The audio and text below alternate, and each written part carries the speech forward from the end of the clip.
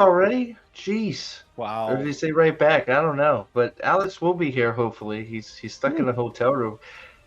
Man, are we all hyped for episode 4? I know Salty's ready to off himself. But hey, everybody, it's that time again. It's time for some more unhype because, man, does the Wheel of Time show do anything better than kill your sense of well-being and wanting to watch television? I don't know. But real quick before we get started, Purple Valkyrie's here, Max is here, Jim C, Yanon Klassen is here. Thank you. Thumb is here, of course. Mr. Aldan, Wielder of Kalendor, how are you, sir? Ozzy is here. Staplebo is here. How you doing? Luther, Trip, Fufu. Thank you, as always, for the pain you shared. We will be sharing it along with everybody here shortly, so everybody can partially thank Fufu, aka Trip, for this. Robert Moore, how are you? Yeah. Well, Caladair, there you are. How are you? Lakizzle, jeez, look at all you. Lady B is here. Well, thank you guys. My gosh, sorry we're a little bit late. We were getting organized, but I don't know how I can't go to Salty first here. Salty, we had an interesting afternoon, sir, didn't we? Well, first of all, I want to say thank you for watching that with me. I was traveling for all of Labor Day, and I was out in the woods without any connectivity. And I came back in yesterday, and I didn't want to watch this show. And I reached out to Steve, this wonderful man, and I said, will you please hold my hand for this one? Because I had a feeling it was going to be a lot worse than season 1. And as it turns out, this was, and we'll get into it, I don't think I have been that disgusted about something on streaming probably since Cuties. The show felt like a violation. And this is not drama. There's something wrong with the way this show is done and written, and I can't quite put my finger on it. But there's something in it that, to me, is the opposite of what the human spirit is. Manatees. Manatees in a giant fishbowl with thought bubbles, I think. All I know is Alana likes to get double stuffed more than the Oreo. Oh, you like Alana? You're about to get some more Alana right now in a minute. If you love you some Alana, get ready. We're gonna get some. Nerporio has a Golden Girl skit out that he wants you all to go watch. Watch it later. We may watch it here later, but stay Nerporio. I like the hat, brother. How you doing? Oh, thank you. Yeah, these hats are available on www.thenerporealifeform.com. not shilling for myself. I'm gonna mute you, man. Like, hey, I'm wearing a Prophet of the Dragon shirt too. That's true. So. That's true. Oh man, Alex says I thought you said your internet was pretty okay. Bill McDawson is here. Rory Mitchell, how you doing? How this is a good question. How does Amazon think that making a show that appeals to only a minority of a minority will draw? I don't know. That's what I think. That's what they're educating us. They're educating us. Once we start looking at the numbers and once we get Alex back, because we were texting this afternoon comparing numbers. I did that video. We've all done videos about what did season 1 viewership look like, the steady downward trajectory from the premiere down to episode 7 with a slight bump at 8. We'll get into the numbers, but the numbers, anecdotally, to be confirmed, are not very good for this premiere, which actually restores just a little bit of faith that I still have left in humanity. So. You keep hitting the eject button, Alex, or is there? I know what's going on. Shitty, I'm gonna say shitty. Uh-oh. Alex, can you hear us? I'm gonna hit this first. Yanon Clausen for $20. Thank you so much, Yanon. I had a realization. You know how they keep grabbing single sentences out of all over the place. Over the place. The entire show. Yeah. Chinese water fighting. They are also taking George's statement on incapacitated dragon and amateur Amaterasu. Amaterasu out of context. Shocking. Like every other goddamn thing that they put into we out of context. About it as I was watching it for the 3rd time. It's just like, oh, okay, I'll mention a few prophecies and then just you can all clap and then we'll just ignore that we said them. and then they're gonna do this other thing. Go ahead. Season 2, it really, to me, and you guys tell me what you think about this. It seems like Rafe Judkins wrote down a series, again, of statements and maybe comments, put them on Post-it notes, and gave them to Amanda Schumann, and then went off to go party or whatever he did when this damn thing was shot, and never looked at the script that was actually done. One thing that feels very, very clear about episode 2 is that Brandon Sanderson was nowhere near this thing. I can guarantee you that. Like, whatever happened in season 1, there was a script. And we've all did it. We covered it 2 years ago. If people want to look at that script, I just want to float that out. I've got it right here. And there is more than anecdotal evidence to indicate that this was partially shot. And we've got artifacts from that. Are we gonna have an evil dragon? Like, are they gonna make Ishmael the evil dragon? Like, who freaking knows? I have no idea. Like you think like it's why. All right, so episode 3, right? It's why the fake out works so good, because and look, it faked me out. I thought she came out. You know why it works so good? Because I thought this show is stupid enough to have Nynaeve have a temper tantrum after coming through the accepted trial, walk out of the tower, teach herself how to be an Aes Sedai, and do everything by herself. That because it's just the show is so dumb that it just like. It's like, oh, well, okay, yeah, I'll guess they do that because, well, that's stupid. So, and it doesn't make sense. So they might do it, right? I mean, man, I don't know. We haven't even said hi to Nate yet. Nate, what's up, brother? Not bad. This is some hell to watch. I think it's already eclipsed the pits of season 1 at this point. It's miserable. It's miserable watching this show. Well, and knowing that. Go ahead. Well, and what they've so far with these 3 episodes, the worst dirtying that they've done has been Lan. I mean, they have completely turned him into Butler, the stoic hero, to a complete gutter sniping pussy. Oh, wait a second. Hold on a second. You want to see Lan be more of a gutter sniping pussy? You're going to get that in a minute here with the more Alana stuff. Woo! All right. Sorry. Go ahead. I hate you so much. Robert Moore asked a question. Has anyone read The Warriors of the Altai? What is Robert that? Jordan's other book.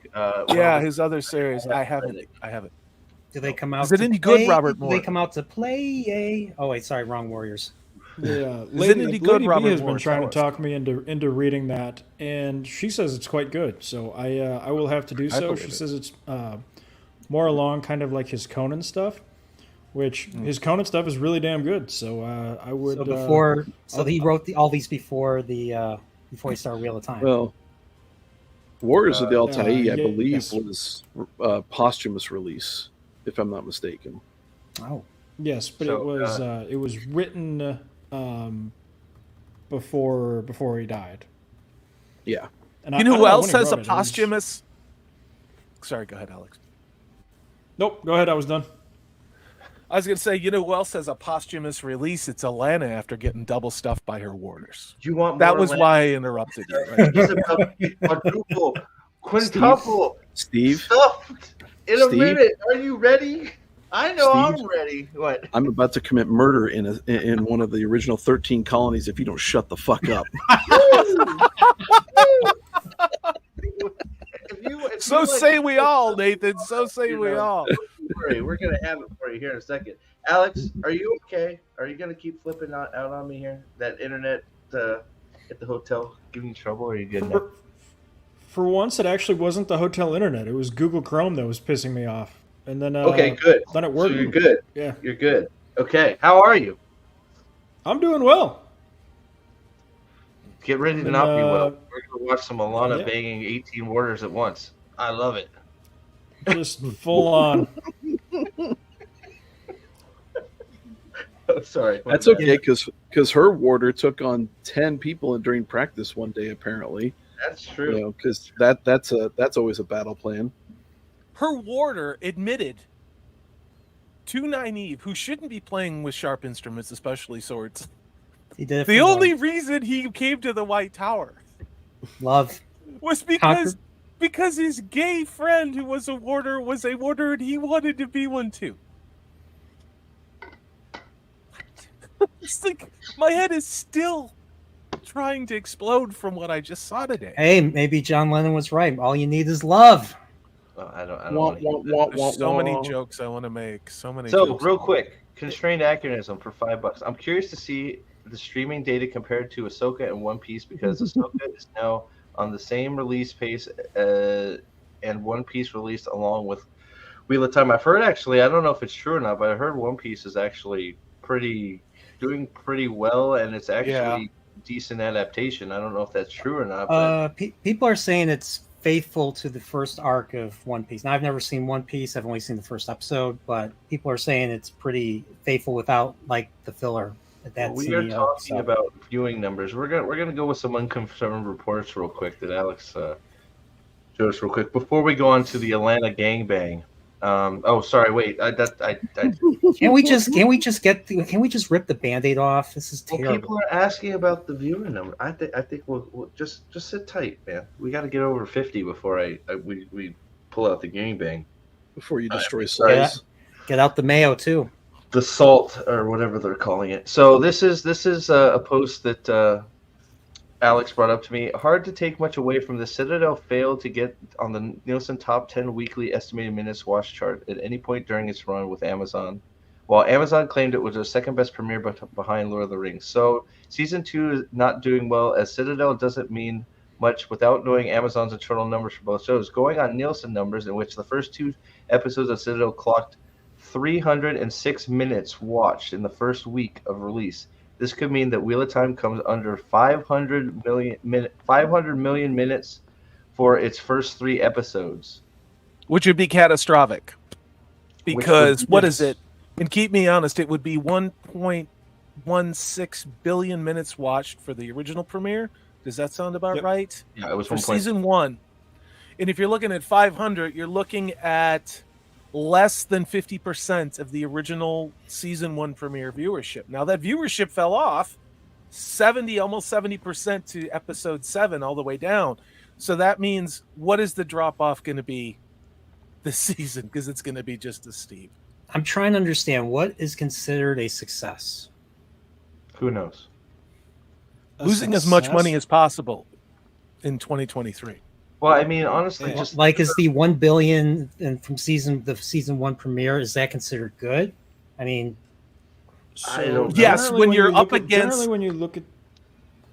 Go ahead, Dave. So generally, when you look at these numbers, when you go from season 1 to season 2, you look at the season 1 numbers, and then you would expect it to do about 18% better because people rewatch the previous season to get ready for the next season. So you generally get about an 18-ish% bump. So to not even break even, so they didn't get the 18% bump. If these numbers are to be believed, they didn't break even with what they got for season 1, and then they lost 60-ish% of their viewership.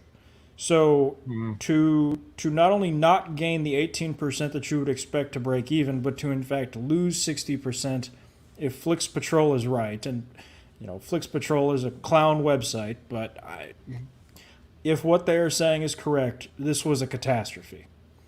And we shared this too, right? Whatever Just Watch is, I think it says they garner 20 million something of the here. Let me see what you sent me here, so I'm being accurate to what you sent me. So Just Watch is another streaming service, but they claim to have 20 million users worldwide, and their data is used by USA TV shows for the week ending in September 3rd. Wheel of Time is not on that list. Yes, did not make the top 10. And there's some other data, like Google searches and just a couple of other social media mentions that show Wheel of Time is down about 60% from season 1 their premiere. And you can also see it on Rotten Tomatoes when you look at the professional critics. We're now 6 days since the premiere, and in season 2, or for season 1, 6 days from the premiere, they had 57 critical reviewers. We are now at what, 21? All right, 21 reviews. That's it. Yes.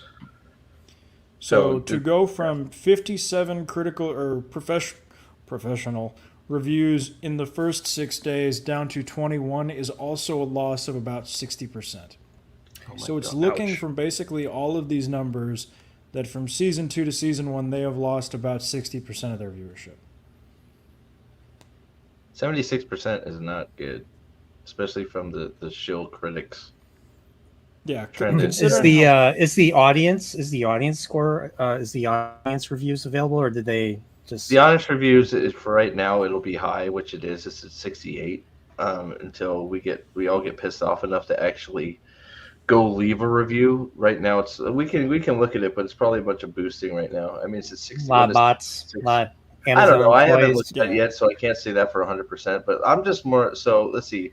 TV Fantastic, The Hindu, Polygon, The Spool, RogerEbert.com, Inverse, Nerd Alert, IGN Movies, Empire Magazine. We got this covered. There's Collider. We all know Collider loves it. Where's TV Guide? Where's there's a whole bunch that just didn't cover this. It looks like, or they're waiting till the end. I don't know. That seems weird. Where's Forbes? Forbes ripped its guts out last time. Is Hollywood Reporter on there? Even on here. Forbes isn't on here either. AV Club, we know they love it. So I mean, when you look at when you put those side by side with the the articles that have come out, you already know what they're how they're gonna rate the show before it's even out. I mean, you don't even need to look, right? I mean, yeah, all the shill, Collider has been just licking the, scooping the nutsack of this show since since they knew it was coming out, right? So a lot of those are not. Go ahead. I've got some NC-17 behind the scenes footage. That I don't know if it's safe for YouTube, but you might want to show this, Steve. You're only going to find it here. Of Alana in her warders with Nynaeve and Egwene watching. So I'm going to have to read through these freaking... So to answer the questions in the chat as to why is the audience score so good, the same thing happened in season 1. So what Amazon does is they drop. What? Oh, it plays. Oh, great. It's a video. Yeah, this is Alana and her warders with Nynaeve. Oh, we're about to see that for real. Don't you worry. Yeah.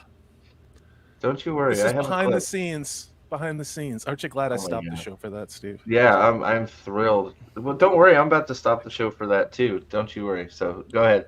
Keep going, Alex. And we saw this in season 1.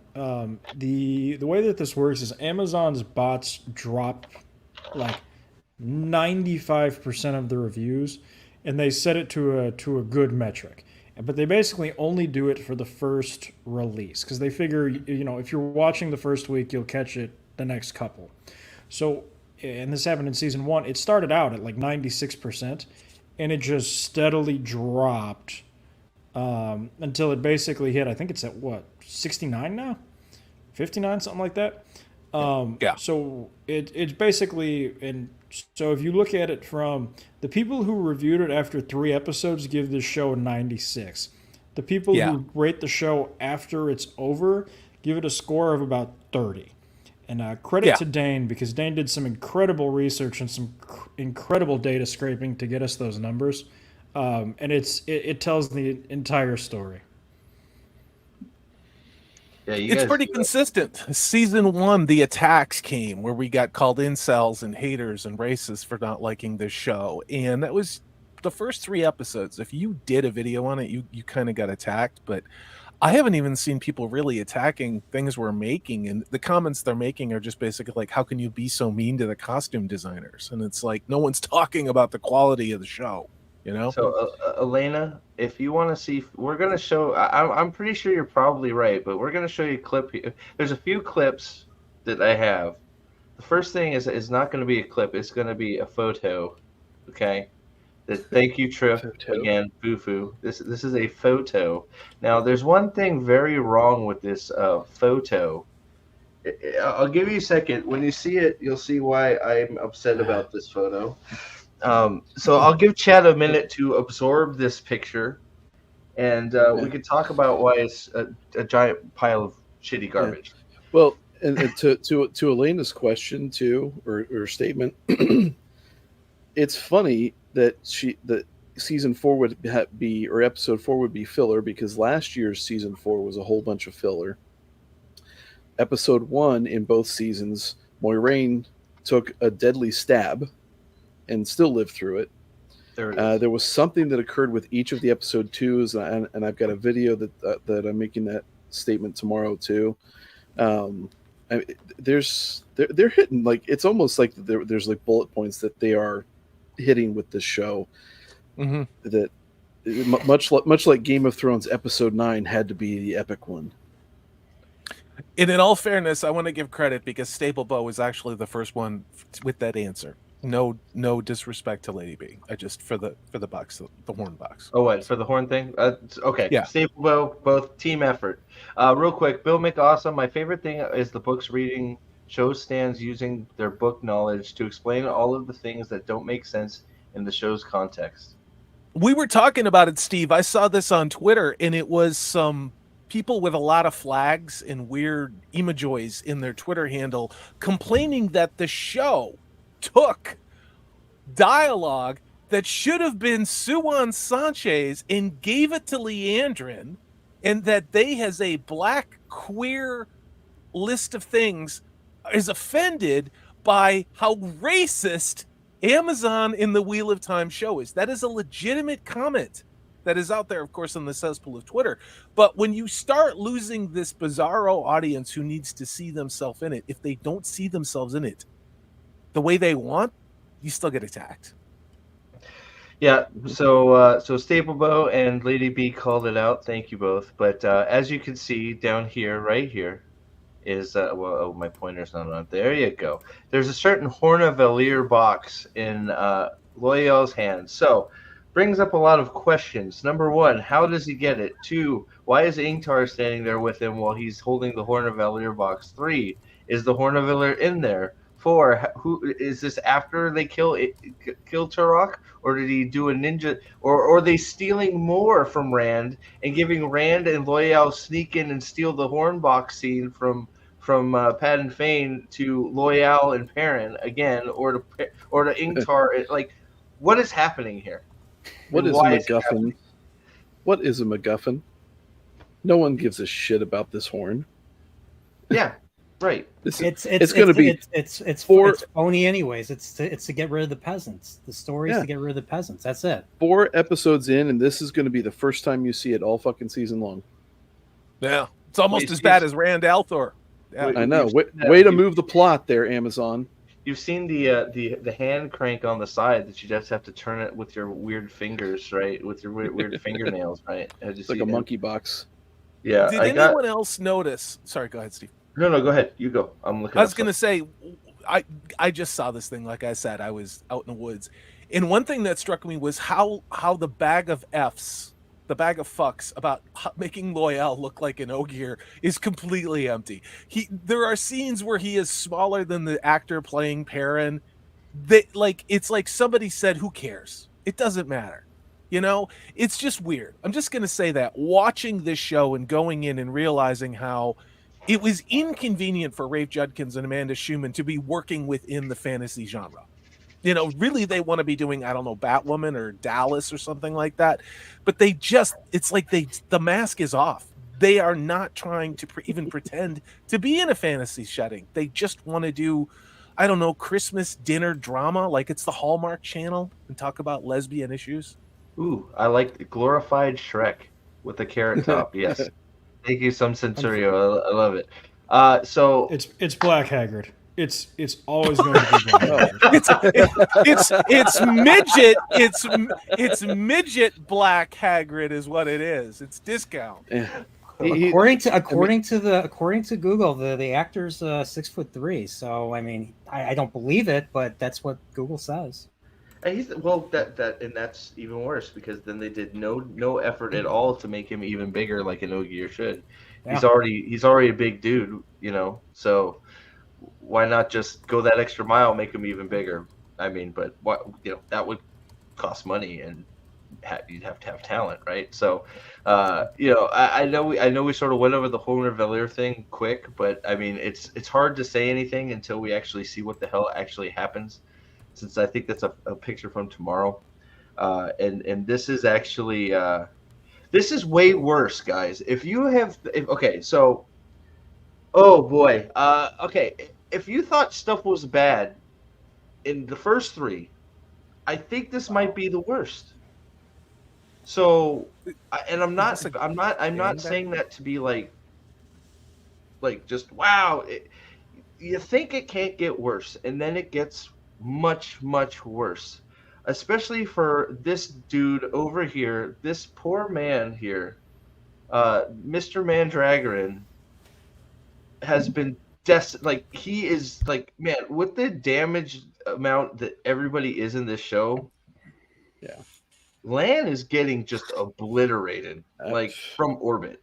Like, it's getting hard to watch. Like, dude, it's really hard. Like, I know it's already hard to watch, but go ahead. Seriously, he probably right now feels like he's getting it worse than Maxim, does, in Morocco. It is freaking real. I think the amount of hatred that Moiraine spews at him for 2 full episodes is unbelievable. She could quite possibly be the most unlikable character that has ever been portrayed on TV. And Agreed. We have portrayals of Hitler on television. It's true. I just saw this for the first time today, and one of the things I kept saying to Steve was, why are they making her not just unlikable, but caustic, like a caustic, toxic person who's off their meds, who's going to, go postal or deliberately run over baby ducks with her car. That's how deeply, disturbingly unlikable Rosamund Pike's character is in this show. God, that's an understatement. Like, okay, sorry, I'm getting pinged. All right, here we go. So, my initial question is why so much Atlanta? But we know why, so we can have our threesomes. But here we go. I'm gonna start this.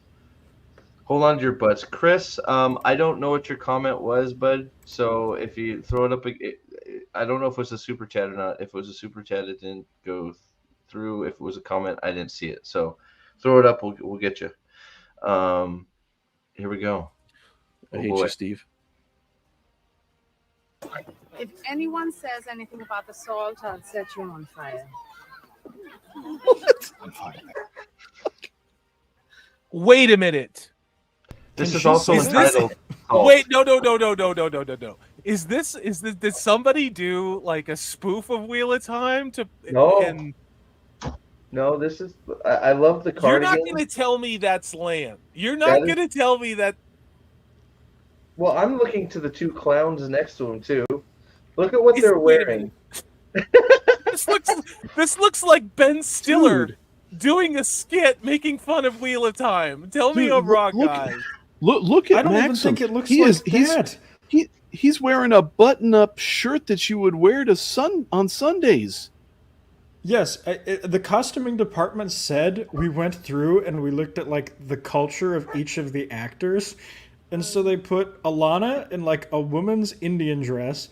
They put Lan in whatever the hell that is.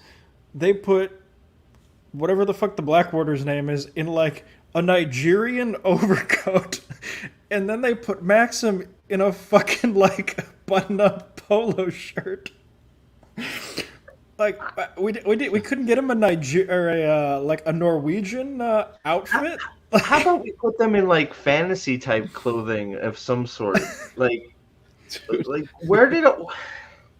I would love. Why to do see they Matt have with Lan? some Viking horns? Why does Lan look like Owen or Luke Wilson? You guys know what I mean? It looks it looks like he's in a Wes Anderson movie. You know, like he's got a tennis racket behind his back. You guys Where know the what I'm hell talking are about? they? He looks Like, like what fucking the hell are Abed they? in that one episode of Community where he has long hair. Show the picture, Steve. You know I'm right about this. Oh my God! Did you guys ever see the young ones with his, I think it's the guy who likes lentils. He's always eating lentils on the young ones. Hold on, I gotta get. I'm Bastards. clicking on too many things. Hold on, I will show your picture, sir. There it is. Is that it? Yeah, that's it. What are we looking Why isn't this the Zoom in, mouse baby. image? This is land. This is your interpretation of land right there, right? Is that what you said? Yes. Mm-hmm. From Community? Is that yeah? That's exactly what he looks like. He does. It's scary bad. It's scary bad. All right, let me get back to the feast for our eyes. Is this like a flashback scene? No. Remember, Moraine at the end of episode 3 forced. Well, no, wait. Was it episode 2? Forced Lan to go with Alana and her two warders. Can you zoom at all, Steve? Because Kayla there wants you to zoom. All right, okay. I can't zoom. All right, I can here. You know what? I will. No, we got to be on the screen. Perfect. That's perfect. Well, yeah, but it's worse. If I do that, we're gonna get copyright struck. So I'm not doing that. So hold on. Okay, I know. I just wanted to look at the picture. That's all. Let me. Let's do. I'll find it. Hold on, I got it. I love how Brian in his T-shirt looks more like a warder than Maxim. Like if you just put Brian's picture right to the left of Maxim there, you'd he would fit in better than Maxim with his fucking Sunday shirt on. Oh boy. I mean, so. Oh wait, actually, let's hear. I got. This will be better. I promise. There we go. We'll do that. We just won't highlight any comments real quick, because every time we put comments out. So let's hold the comments till we're through this. Here we go. What's up, Whisker Fisherman? All right. Here we go. The best scene in season 2, episode 4. Salt. Let's can't wait. Not a high bar. They've called this salt, by the way. Let's go. You heard what I said about fire. I'm still full for breakfast. It was 2 bottles ago at least. Oh, bitch. Lag. Oh, bitch. Yeah, there was lag. Can I hate. Oh, you want to see it again? I can provide. Absolutely. Here we go. Because it lagged like a motherfucker. I'm fine, thank you. You heard what I said about fire. I'm still full for breakfast. It was 2 bottles ago at least. Eat your supper, Lan. Like, why? What are they? Where are they? Hobbits now? Well, what is this? Can I ask a question? Who cares? Who cares? Right. Who cares? What is Lan wearing? Because there's a book. There's a book called wearing The Great Hunt. Wait, that looks like a polo shirt with. What is he wearing? What are those buttons? They're probably. I gotta go big. I can't take It's collared shirts. I will say that this is the first meal that has been shown this season that wasn't prepared by Lan and the Warders. This show is becoming like everything else, like the comic books that people made fun of, where they're eating, sitting down, talking about feelings. Is that Amanda Schumann? Is it Rafe Judkins? It really makes you wonder. Again, who is it that rewrote and cobbled together the half-ass season 1? Because somehow, and I never thought I would say this, season 1 has at least 2% of the actual Wheel of Time, Eye of the World story in it. Season 2, maybe through 2%. 3 hours, has 0.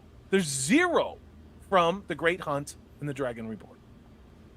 Not even the Murdrell nailed to the door. Guy,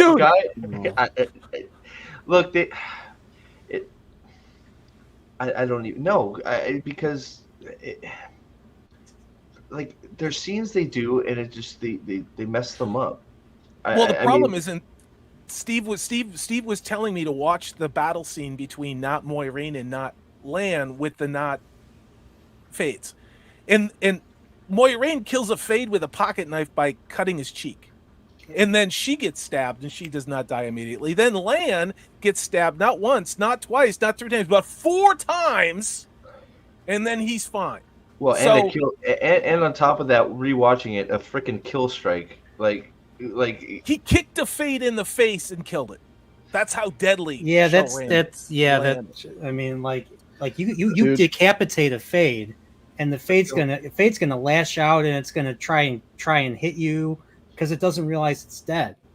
Yeah. Well, I think just sorry. Go ahead. Oh wait, Nate. sorry, that's from the book. I'm a toxic person for bringing that up. Well, and the biggest point that I've made with that whole scene is there isn't healing a Thakandar stab. No. That's a death sentence.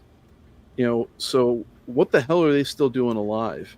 That's what happened to Tam, right? Tam got it.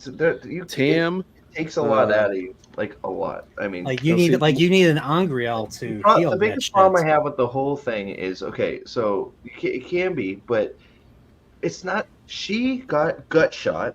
She got sliced across the stomach.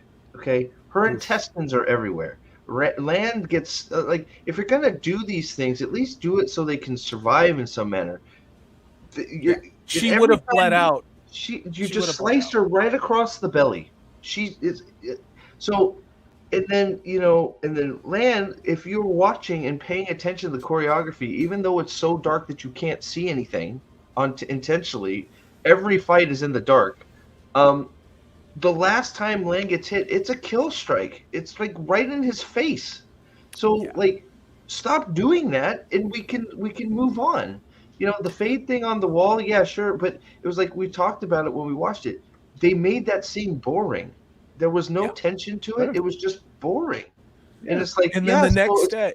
Yeah, go ahead. Yeah, go. I was gonna say, and then the next day, who needs more time to heal? Well, of course, the man does. The man, Lan does. And Moiraine's like, you stay here. I'm going to boss you, even though you saved my ass for being an idiot for going out and taking on Fades with a knife. She's sneaking around with I have a pocket knife with a bigger blade than she was sneaking around with those Fades. And what does Lan get for his loyalty? He gets to be castigated and shamed and humiliated publicly with their friends. It's just gross. The butler does what he's damn told. All right. If you're a warder, part of your duties is to be the butler. You have to do the laundry, feed them food. So you do what you're told as a warder. Okay. Jeez, God. I don't know. It's. Yeah, Bill McAwesome nails it. Fades have not been established as that dangerous to begin with. That was part of why what happened in Shader Logoth on the show was so terrible. There's scenes where the Fades are whipping the Trollocs who don't want to go into Shader Logoth, and then they go in anyway. And it shows to you just how evil and terrifying this force is. And again, you can add it to this huge stack of things that are wrong from a non-adaptation standpoint. What season 2 did for me, just because I watched it today, was I was bored in skipping parts in episode 3 because I couldn't sit through this shit, because you can't even baseline this against anything in any book Robert Jordan wrote. You can't. Well, the best part is they decided to change Perrin's abilities, and now he is Captain Hindsight from South Park, where he can go in and see past events and do nothing about them. Mm-hmm. What a great power. No, yeah, but so here's a question. If he can do that, why didn't he have his little plot vision to see who actually killed the Fade?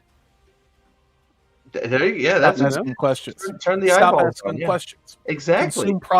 Consume product. Turn the eyeballs on, man. I mean, he wasn't. I guess he wasn't wolf enough then, because when he's more wolf, when he goes full werewolf, that means the Dark One can take him over. So I can't wait for that moment to happen. That's true. I'm sitting on the edge of my seat. I wonder if we're going to see Milan piss against a tree in this scene. What do you guys think? Do you think we're going to see Lan piss? Do you think I'm being funny? Okay. How can he do that when Rosamund Pike has his you penis? smoking about? It's been She's not scooping him right now. Oh, are we getting the interracial gay love story where they're feeding each other delicious little tidbits at the table?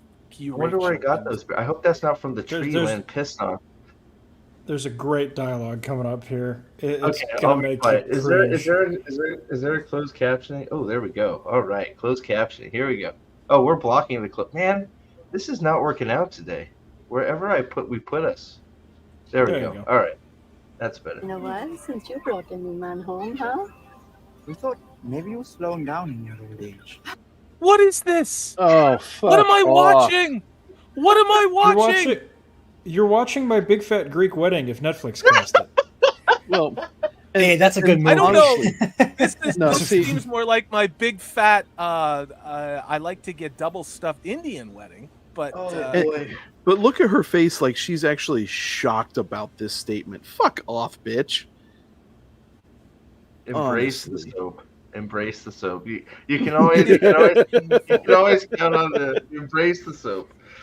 what's Very weird about supple this show? and pink. What's weird about this show is I don't watch like the CW shows. I don't watch like whatever is out there on the CW or any of this stuff like on Hallmark or any of it. And to sit here and have to endure the pacing and the dialogue of a show that claims to be Wheel of Time related, it was horrifying. It's horrifying because what sucks about this is there are people who you can tell technically know what they're doing. Not in every shot, but there was some really good cinematography in some parts, and there was some exceptional lighting, and the costumes were pretty good.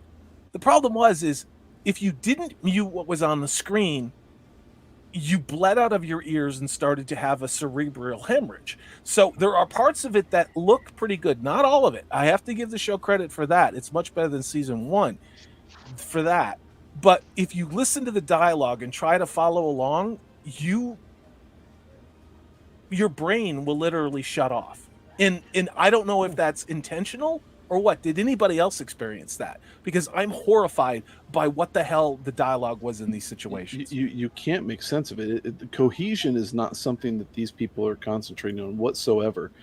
It is absolutely pathetic to sit there and listen to all this dialogue go on, where you cannot sit there and have somebody say something in one sentence, second sentence spoken by the next character, go back to the other character and have the second sentence not connect to the original first sentence that person spoke, but also ignore the sentence that the other person spoke through, because all they're doing is talking about selfish things. It is unreal.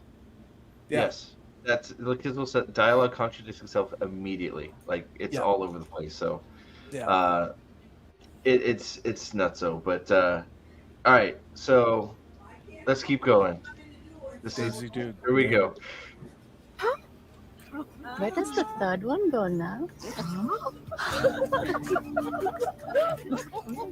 Where's the third one going? Y'all heard that, right? That's disgusting. That was wait. That was the third. Did she say the? Wait, Captain, wait.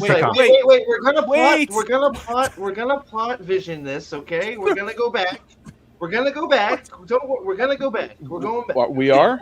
We're going back. Steve, I hate you. Third okay, I wasn't back far enough. Okay, your old age. There you go. We'll just leave the words up.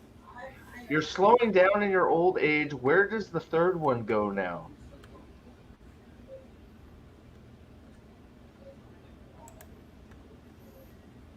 That's fantastic. Jeez. Where does it go? Is this Wait a like, second. and I'm not a prude. I'm not a prude. But no. Well, yeah. There's always the eye socket when you run out. But what I want to make sure of is this referring to Alana? Is this really that kind of a crude sex joke in Robert Jordan's world? Okay, because I think crude sex jokes are funny in R-rated comedies and in real life, when not in professional association among friends where, you can talk like that. Where it is not appropriate is in Robert Jordan's story. Could you do that in Game of Thrones? Probably. but you'd expect that in Game of Thrones. This is what I mean about this show. There's something where it's left a residue on like my psyche. And I was talking with Purple Valkyrie about it. I talked about it with Steve when we watched. There's something not right about this. And there were moments where you could see Amanda Schumann was writing that blacklisted. She was doing blacklisted dialogue and episodic scenes. You could see that coming out.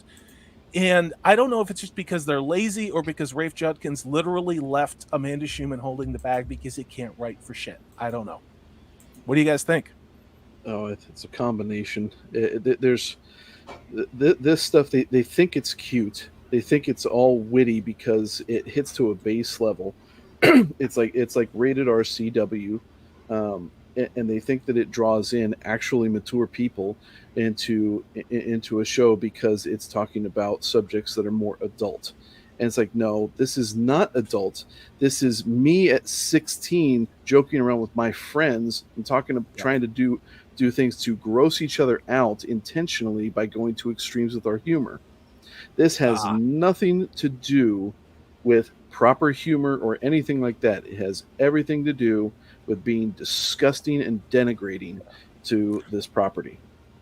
Look at Davy Castro. And this is really what it comes down to, if you think about it. What, this one right Let's here? just, yeah, that's the one, dude. Yeah. Why isn't this? Why Rand? Whatever. Rand's gonna end up with no love interest when this is all said and done. It's sort of crazy, but all right. I'm eager for the tree piss scene, so let's get to it. I mean, the what? Don't just. Sorry, I misspoke. Land definitely does Spoilers. not. Wait, Land is I'm sorry, I misspoke. Land definitely does not pee on a tree in this scene. Okay, he definitely does not pee on a tree. Thank you. Really, just forget I said that. It's important to the plot. Hello, Lady of the Balkans. She's saying hello and greetings from Serbia. Cheers. Thanks for joining us. What's up, Lady of the Balkans? Thanks for being here again. Here we go. Show of hands. Who wants to punch Maxim in the face right now? Me. Right here. I got you. Yeah, I got you. I'd be careful. I'd be careful in this climate. You know how it is. I don't care. Shit. Yeah, bring it on. Here we go. Here we go. Oh, wait. Here we go. Be careful with spoilers too. Portrayal is a sweet summer child. Don't read that. Don't read that, Portrayal. That was a mistake. They're not gonna do it because it never happened. All right, here we go. All right, you want to punch a tree? Not the one he pissed. Oh, he doesn't piss on. All right, here we go. I'm so shocked. Hey, well, she was ready to teach Egwene how to take 2 Ds in the B. So if she's gonna, she knows how to get 2 Ds in the B, so she can take 1 more D in the F. So she'll be fine. If there's a 4th D, then she's in trouble. Okay, sorry, moving on. Gotta wait for that bonus hole. But listen to the music. Listen to the music during these transitions. But listen, did you hear the music? It was like something you would have heard in 90210 or Charmed. And you're starting to see it. I noticed it today because I heard music over and over and over. What? They had banjo. They had banjo for the White Tower. Slow-picked banjo. What are we doing here? Why is this in my Wheel of Time show? Okay, here it comes. I wonder if this is the same tree Shiriam hugged in her audition tape. Okay, here it comes.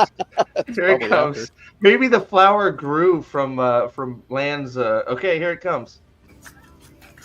Here we go. Wait, I'm not sure you guys are ready for this. Is everybody ready for this part? Like, Steve, I'm seriously. Okay. Here we go. Can you hear the listen closely. The Fountain of Land. Yeah, I can hear a trickle. What the fuck? Why is this in my Wheel of Time show? What the fuck is this? She's coming up there behind him. Why? Like... This is a joke, right? Lady of the Balkans, this is a clip they released to preview episode 4. Lan is literally pissing on a tree, and Alana comes up behind him and goes, "Do you need some help, bitch?" It's like, what? And the biggest key to this being the release of the promotion for episode 4 is it all has to do with genitalia. Why What is happening, Jim? What? I gotta get the shirt made up. What is happening? What's happening? What is happening? Like you think it can't get worse, and then he's pissing on a tree for like 30 seconds. It's like 30 seconds. It's not even like she's walking up what she's done. It's 30 seconds of him pissing. What is happening? Go ahead. Where's Pat and Faye? Where's all the good parts from the Great Hunt? Where the fuck is the Great Hunt? What is this? All I want to know is we're halfway through the season. We've had one scene where Alana is not talking about dick, taking dick, or around a dick that's not in its little cage. You know what I mean? Its little house. So whatever's going on here, I don't know who decided to do this, but there's a very infantile mind here. Okay, there's nothing wrong with any of this. I mean, this I would expect to see like in one of those R-rated movies, you know, where they have like a talking sausage or something, right? Where it doesn't belong is in a fantasy show. It doesn't, and this is what I don't understand. You do not give sitcom writers high fantasy. You don't give Rafe Judkins high fantasy, and then you don't sit there and say this is the next Game of Thrones. Because tell me, what is this? And honestly, like if you sit there and you sit down for the script and someone tells you this is some erotica, read it. And is this actually what anybody would consider good erotica? I mean, this is making 50 Shades of Grey look like Shakespeare, for God's sakes. Peeing for 8 seconds, guys. Like what? I have it right at the beginning. Mags, thank you. The Rage Keyboard Fund. Thank you very much. I appreciate it. He is. Oh shoot! Oops, that was a mistake. No, it wasn't. No, it wasn't, Steve. No, we have way more clip left, and I have another one. Don't you worry. Oh no! I have another one. You can thank Trip. It's all her fault. All right, Steve let's have it goes from 32 to 40. Him peeing. You can hear listen to that music. Peeing. And it's but listen to the music. It's incidental music like you would have heard in like season 3 of ER. I've been relaxing. Hold on, he's still peeing. So we're at 34. It's 11 seconds. Did you? So she wants 4. She wants 4 now. She's got room for 4. He just shook. He shook it like it's literally 15 seconds of Lan peeing. I would pay money for someone to put a zipper sound in the middle of that. That would be funny. I can't. Oh, it'll happen. It'll happen. You cannot make this shit up.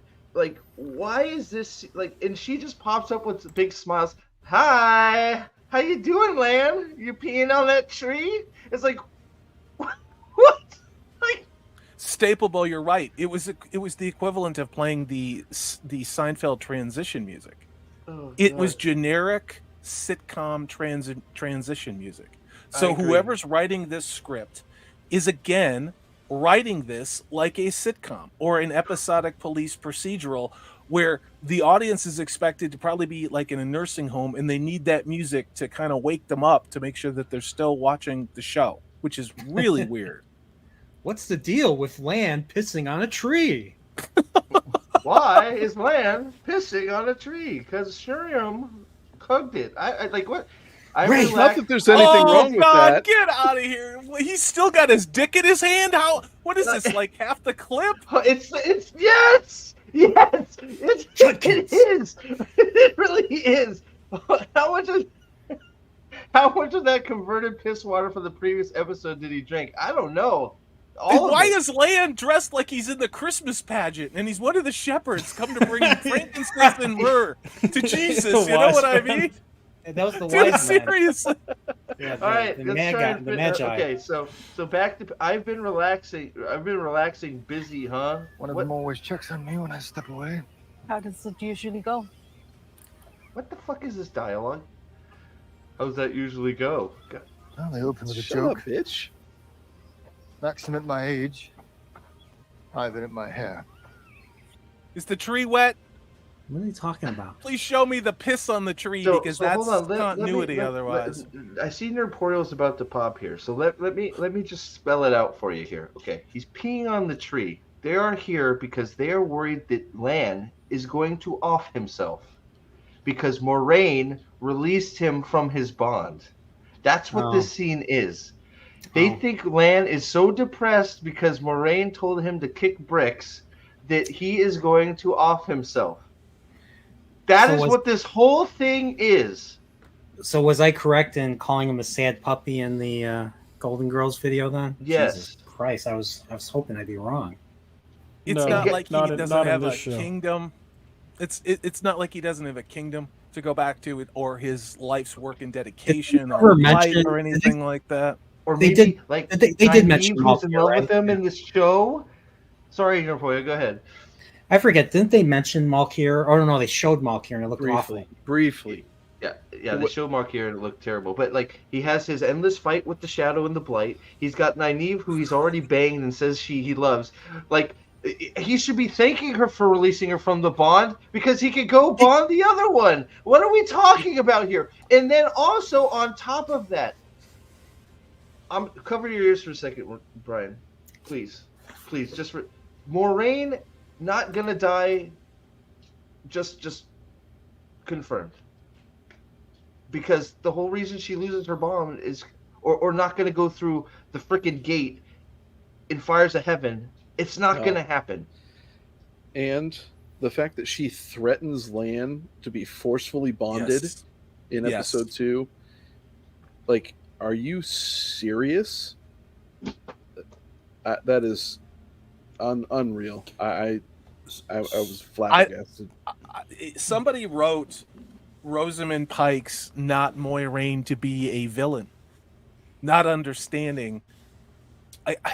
It just, again, it makes my brain hurt because this season is indefensible. It's also incomprehensible. You cannot just watch these episodes, even as candy in the background, if you care about fantasy at all. Now, I know Rafe Judkins said this show was made for people who don't watch fantasy, have never read the books.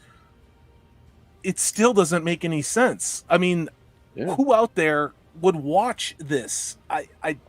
To steal a line from Ingtar, perhaps Rafe had his reasons. Yeah, right. Yeah, exactly. Yeah, okay. Yeah, right. No, but you're right. You're right. No, you're absolutely right. And no, that's not happening. Evil. That's not happening because there's nothing for it's not going to happen. The whole reason Alana's in the series is not going to happen. It's just not going to happen, Steve. No, you're right.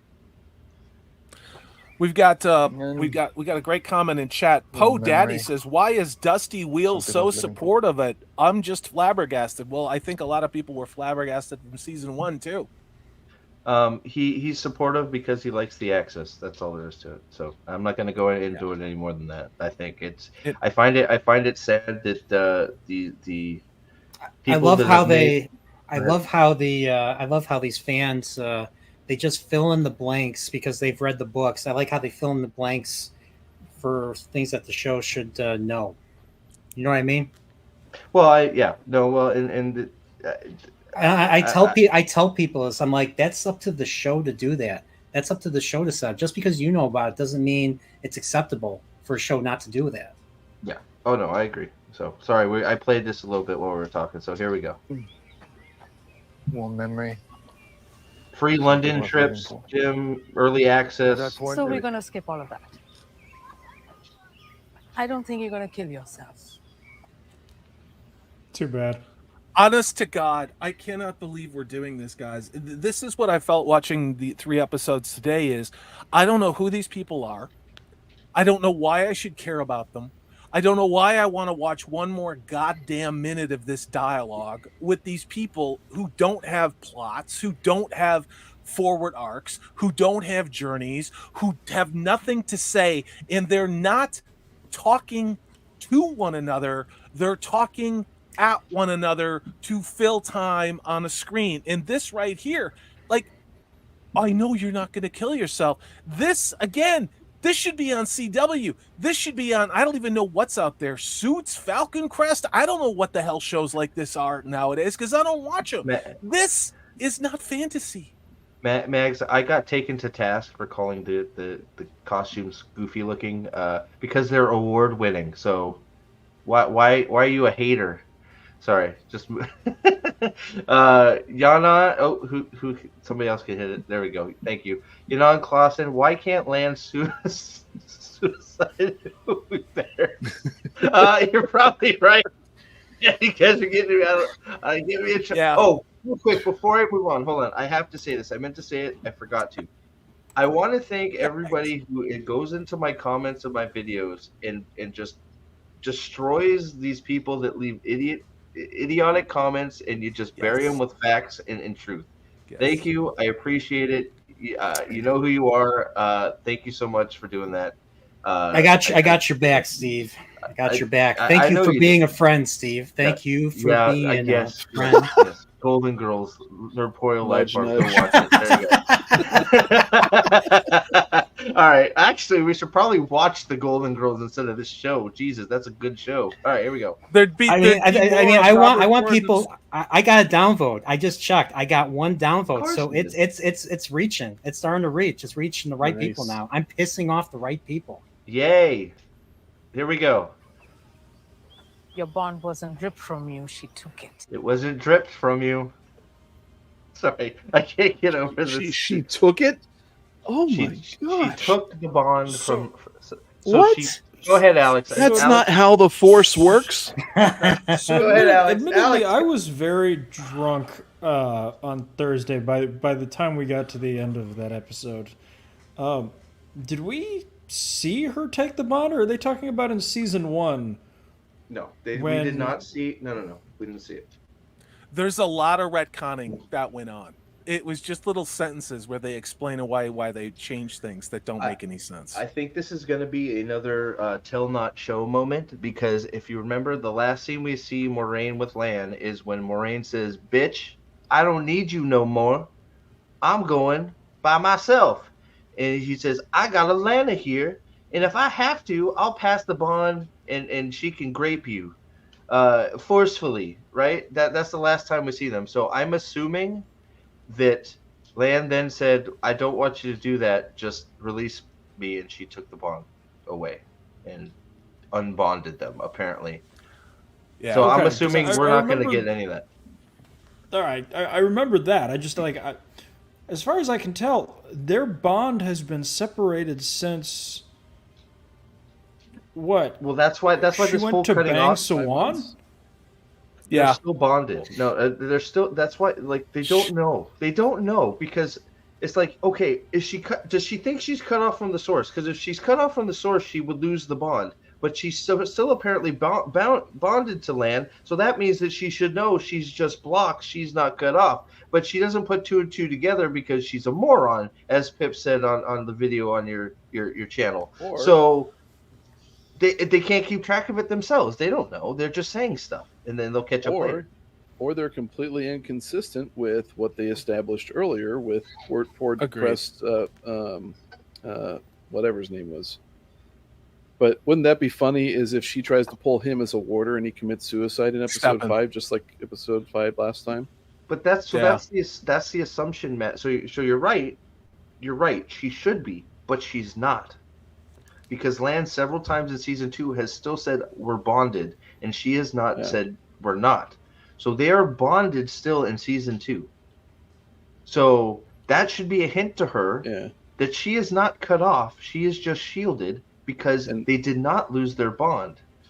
Well, and I think the terminology they used in the show was that she masked the bond, not that she cut it or whatever. But either way, it's all completely stupid. They're making shit up as they go along. But no. See, and this is where everybody's even. So the show's got everybody confused. Yes, we know she is shielded. The show is supposed to think that she's cut off, according to them.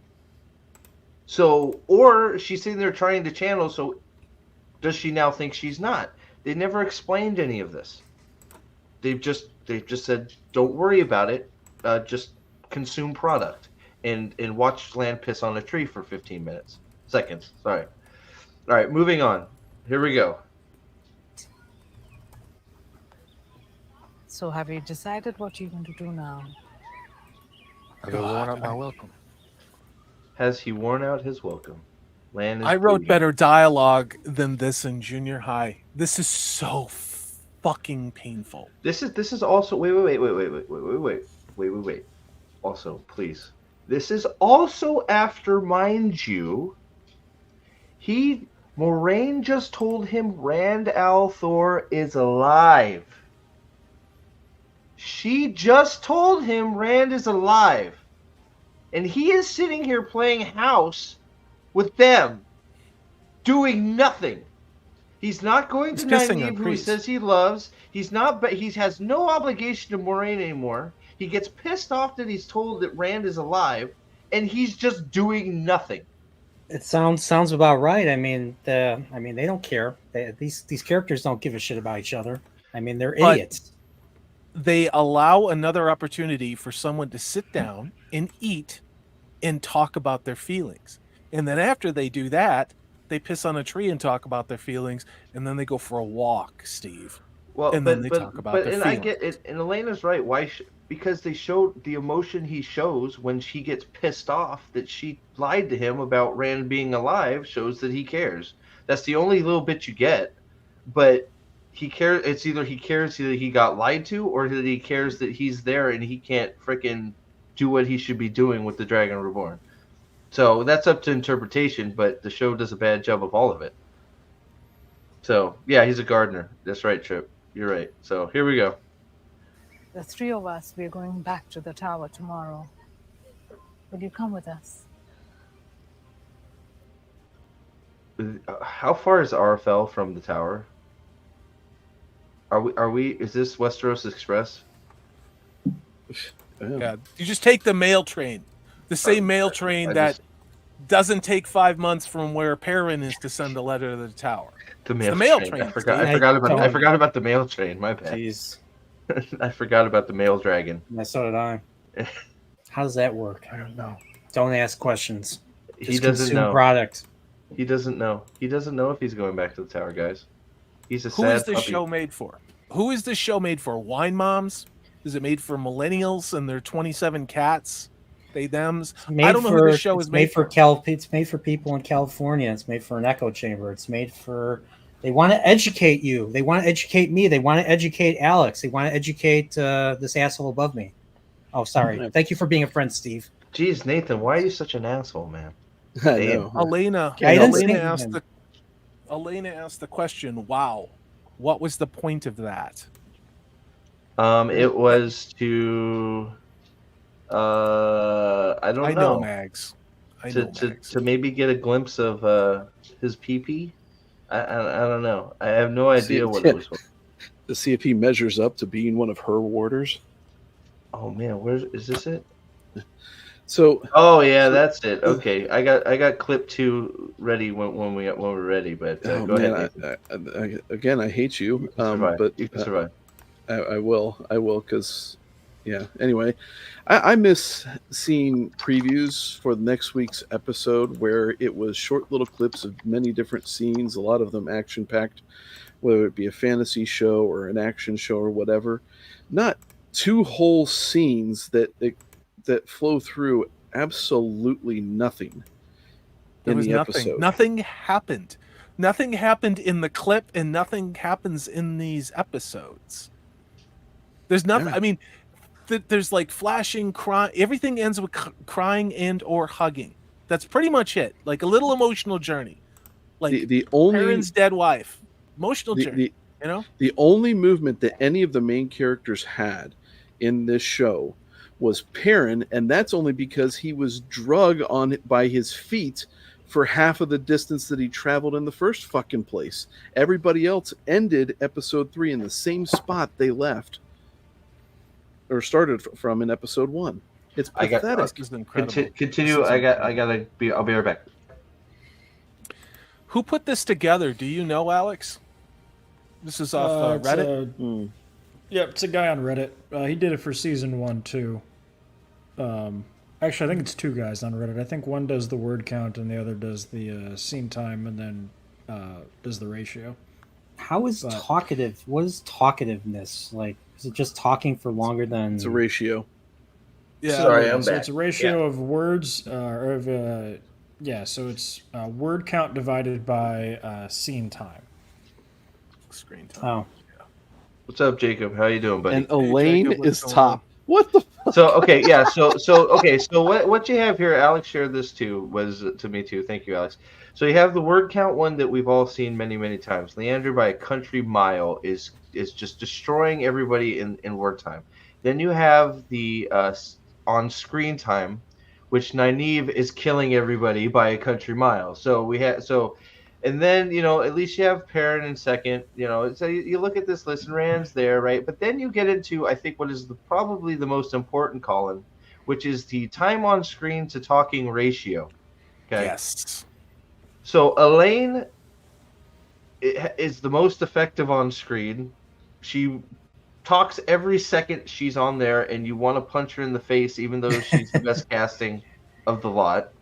Elaine Mayani is what I think she should be called. Look, Rand is at 15 down towards the bottom. He is on screen the fifth most. He's a house plant, and he has just like season 1. It's the exact same thing. He's just sitting there making faces. He's invisible again. He's in the back. He's just there doing nothing. Right, and if you Perrin's think about the same what thing. he's been Second, used for, yeah. No, you were already talking, Alex. Go ahead. I was going to say, if you think about what he's been used for is to have people again say things to him. Celine talks at him for forever. Logain delivers a monologue to him. Moraine's sister delivers a monologue to him. He just kind of floats. Mm-hmm. Go ahead, Nate. Yeah, I mean, he's a target of exposition. That's all he is. Yeah, so you look at Perrin, he's got the 6th least amount of words. He's got the 2nd most screen time, which then puts him at the very bottom below Thomas in terms of talkativeness. I mean, that's even worse. I didn't even realize that. That's even worse. That is an insane. Absolutely insane. Thomas Warder. Thomas Warder. Look at the first chart. Do you see Thomas's name anywhere on there? Not a spot in there. He's not even on the top 20. I don't see him. I don't even see him in the second list. But just look at the words. Look at the words that are given. So to me, that's indicative of who wrote this show. Leandrin, Nynaeve, Moiraine, Elaine, Shiram, Egwene, Alana, Varyn, Celine. Oh, yeah. And then somebody remembered Lamb. Yeah, you don't get your first man until the number 10 spot. It's nuts. We didn't get Rand al'Thor on screen in episode 1 until the 49-minute, 40-second mark. And he has no dialogue. He's holding up one of those stupid paper lantern things. And that's it. You know why? Alex told us this on Thursday. Oh, bell time? Yeah. But why Rand got screen time? He's contractually obligated to be in the episode based on the union contract. They have him listed as a main character. So all of the main characters must appear in each episode. That is how bad this is put together. It's like, oh shit, we forgot to put Rand in this episode. Let's do a reshoot for 5 seconds and stick him in there. Something Steve and I caught today was a Leandrin monologue that was delivered that was essentially lifted from the Phantom Menace. And I believe she's talking to Minsteve. Do you remember what scene that was? I want to look upon your career with great interest. That was basically what she said. It wasn't. No. It was Ishmael to Perrin. Oh yeah. When he was talking about how the wolf was being, the more wolf he is, the more dark he is. So it was. Yeah. He said, "I'll look upon your growth with great anticipation," or something like that. Yeah. I spotted that right away. I heard that. I was like, "Oh shit!" It sounded familiar. I forgot where it was from. And then there was the Magneto one from X-Men 3, where he's telling Jean Grey that you will be an unstoppable force. No one will be able to stop you, not even me. Oh, I mean, we're just lifting monologues. like word for word from other properties. This is what happens when you don't read the classics and you just base your dialogue and your experiences on other movies, which are easily spottable. Yeah. Here we go. All right. This one, you got to see this. You got to see this. This is going to be my favorite scene of season 2 right here, guys. It's going to be my favorite. Besides for when Perrin turns into a werewolf, this is going to be a close second, okay? Like, and you'll know why here in a second. I'm going to have to share it via, hopefully you guys get the sound. I don't know if I can open a window. All right, here we go. Everybody's favorite flippy kicker. Oh, Christ. Oh. Dude, I can't see shit. What are we looking at here? It's grayed out. It's grayed out right now. You're not looking at an IEL. So Trip, God bless her. Actually, we don't need the sound. Don't worry about it. This is all for visual aids. She actually already 2 times slowed it for us. Sam 8000, thank you. Even though wolves hate the dark one. Exactly. Everything is backwards. Whatever you think it's supposed to be, we're going to do the exact opposite. Wolves hate the dark one? Nah, they like the dark one. Warders are tough and stoic? Nah, they're emotional wrecks and they love, D and the B, Yeah. So, so just observe. Observe. No sound, okay? There's our boy Dane, okay? Just watch the epic cinematography. The big thing for this was Aldan wanted me to see that Perrin actually has a weapon in his hand. So it's still the wrong weapon, but it's a weapon nonetheless. So it's closer. It's a fork. They're making baby steps, okay? They're making baby steps. So there's the first wonderful person.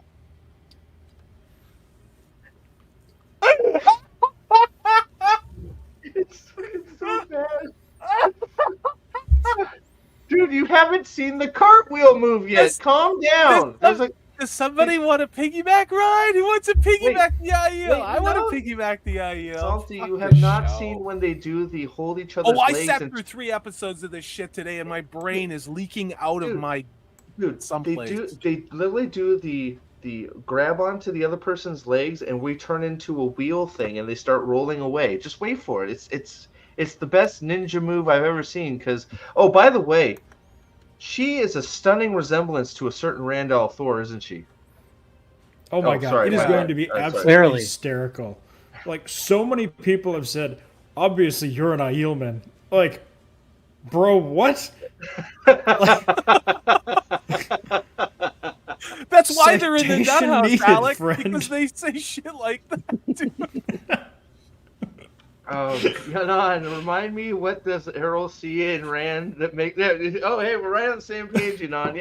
Yeah. Spinning image right here on the screen, right? All right, here we go. Enjoy. Here we go. More of this fantastic choreography.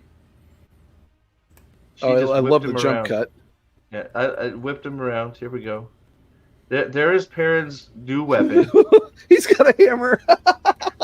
It's not quite the right hammer, but he found one on the ground, so he can use it. Sledgehammer. Wow. He looks really mad. I hope he turns into a werewolf. The hammer. The hammer's supposed to be the opposite. Dude, I bet you when he hits somebody with it, it goes... That's not a blacksmith hammer. Nobody understands anything about tools. That shocks me, with Rafe Judkins, but that is not a blacksmith. As many lesbians are in this production, I think. Yeah, so I'm assuming Subarus. I'm assuming this I got a Perrin weapon. There you go. Boom. Yeah. I am assuming this scene is now Perrin and Avienda teaming up to save the Shinarans, because it looks like there's a Shinaran behind him in a cage there. So, yay! I guess the Shan Chan decided to stop and put them in white cloak cages. Do you think they're deliberately having the actor stoop and bend over because that other chick who's not an Aiel at all is so short. Like Avienda should be much taller and very fair and strawberry blonde hair or whatever. Do you think that's what's happening? I mean, much like Loyal, or do you think they just don't give a shit? I love the lady representation in chat. Placenta Snow was an insult to women, and Lady Balkans agreeing it was, and it totally was. I'm sorry, ladies. Yeah. So, but I'm glad. This scene probably should be too. Dude, did you see? Like, look at her wrap her arm. Like, look at this. Just look at this first move. And they're all clapping like they've done something great with this thing. Like, look at this. What is he doing? Good call. What is that? Okay, so that last part, she's got her lower leg planted already. They cut it to make it look like she was up in the air with that, but because she doesn't drop down any lower, she sits. The cut is horrible. Oh, but this it doesn't work. You can't do that. There's no leverage that you could do something like that. She just threw his leg over his shoulder, and then suddenly. But it's not even gonna hurt him. He just kick him in the face.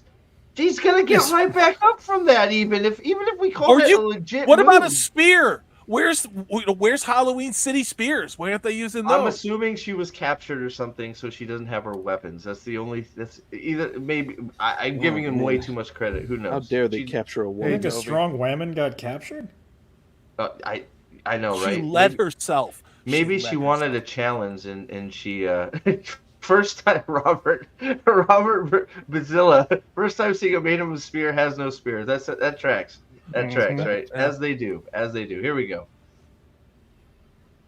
So Perrin expertly uses that sword or that like I can't get over the choreography. Look at him. I fucking hate the dark. Everything is dark for every reason fight scene is dark. Their fight choreographers, in my opinion, are absolute shit. Now, I've known some good fight choreographers. I don't know who these people are, but these fight scenes are trash. They are absolute trash. Yeah, like it was so dark. It was so dark in episode 1. Like I had to bump up the lighting. I made my video purple just so we could see the characters. So who is in this cage, Avienda or him? There's a cage open. So which one of them was it? Who's rescuing who? Obviously, the brother, the guy. Looking at the clothes, I think it's a white a guy, Sean. Here? This is a white cloak. That's a dead white cloak. That's a dead white cloak? If that's a cage over there, I'm going to say that it was probably Avienda in the cage because Perrin just escaped. So that would track, right? Unless he was stupid and got captured right away, which is possible. Which would also track. Yeah. Now these are all white cloaks they have already defeated. Do you mean no? That would be that Avienda defeated while Perrin stood there breathing out of his mouth, holding his hammer.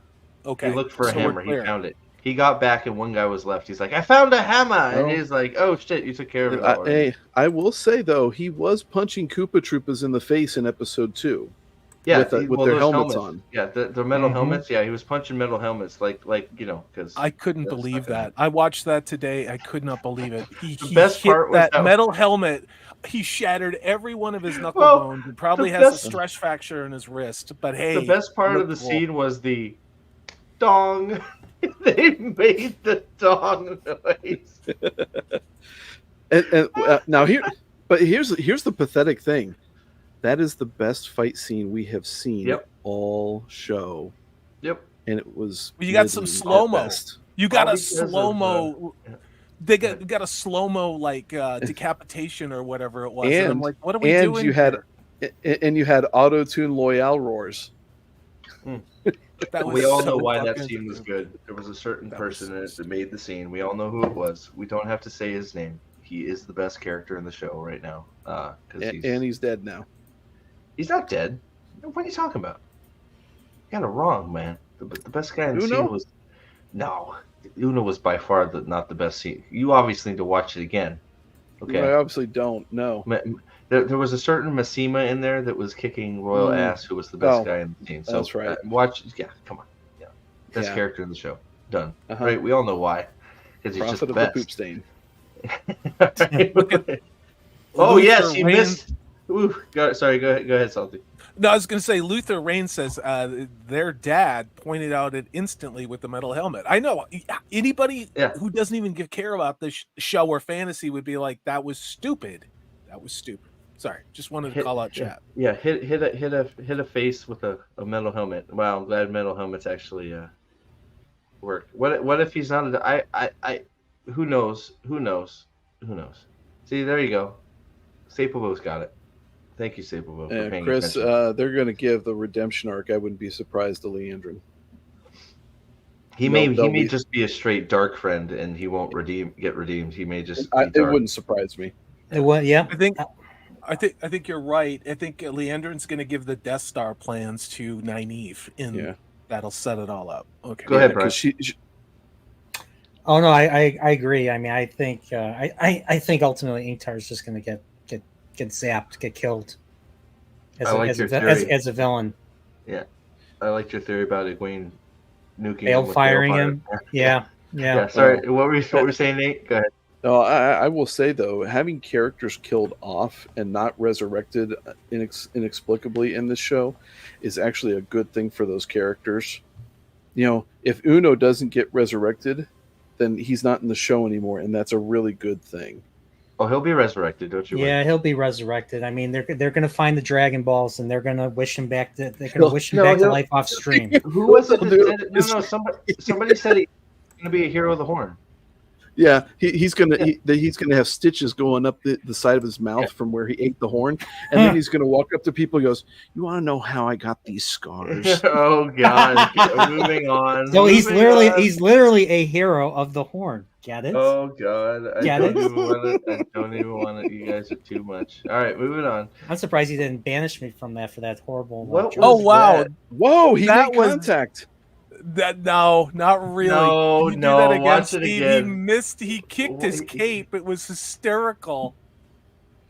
Oh wait a minute! When did Paris learn to do flippy? Oh my God! He's moving.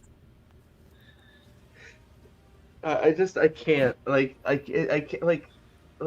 What am I watching? How could this get worse than the shit I just sat through? Like, look at this look at the overswing. Okay, hold on. Look at the giant overswing against a trained soldier like a White Cloak, and he couldn't parry that and just destroy him. He'd be dead. Like, look at the overswing. Yeah. Well, and then they're going to cut to a first-person view of him trying to curb stomp him. Is that what I'm seeing? We talked about it, Steve. Yeah, when with swordplay, footwork is really important. Your balance, your ability to move, and this show has absolutely no comprehension of what that is. That's why these fight scenes look so wrong. People are not stepping away, stepping in, turning. There's no dance to any of this. It's just, I'm going to stand here with my knees locked, and I'm going to make like you're a sheaf of wheat, and I'm going to scythe the sheaf of wheat. Yeah, Alana's a hero of the Horn. Yeah, it's true. Yeah, and if the scene actually follows like this completely, how in the hell is he right next to Avienda all of a sudden? You know, they had this even in the fight scene at the end of episode 2, that when they all came together to stand and look at the pacifier squad, they were all in so many different places. The pacifier squad. I like that. I'm trying to see if the cage is still closed behind them, because that's the cage that was open later. So just in the way they're standing here, it sure looks like Perrin was the one that got let out of the cage, but it could be wrong. He could have let her out, and she could have been like, "Hold my beer, bitch! Get behind me," because he still doesn't have a hammer there. He's not holding the hammer yet, I don't think. But Trip, you're not wrong. Trip, you're not wrong. Dude, I make jokes like that. People say I'm crass. I think it's true.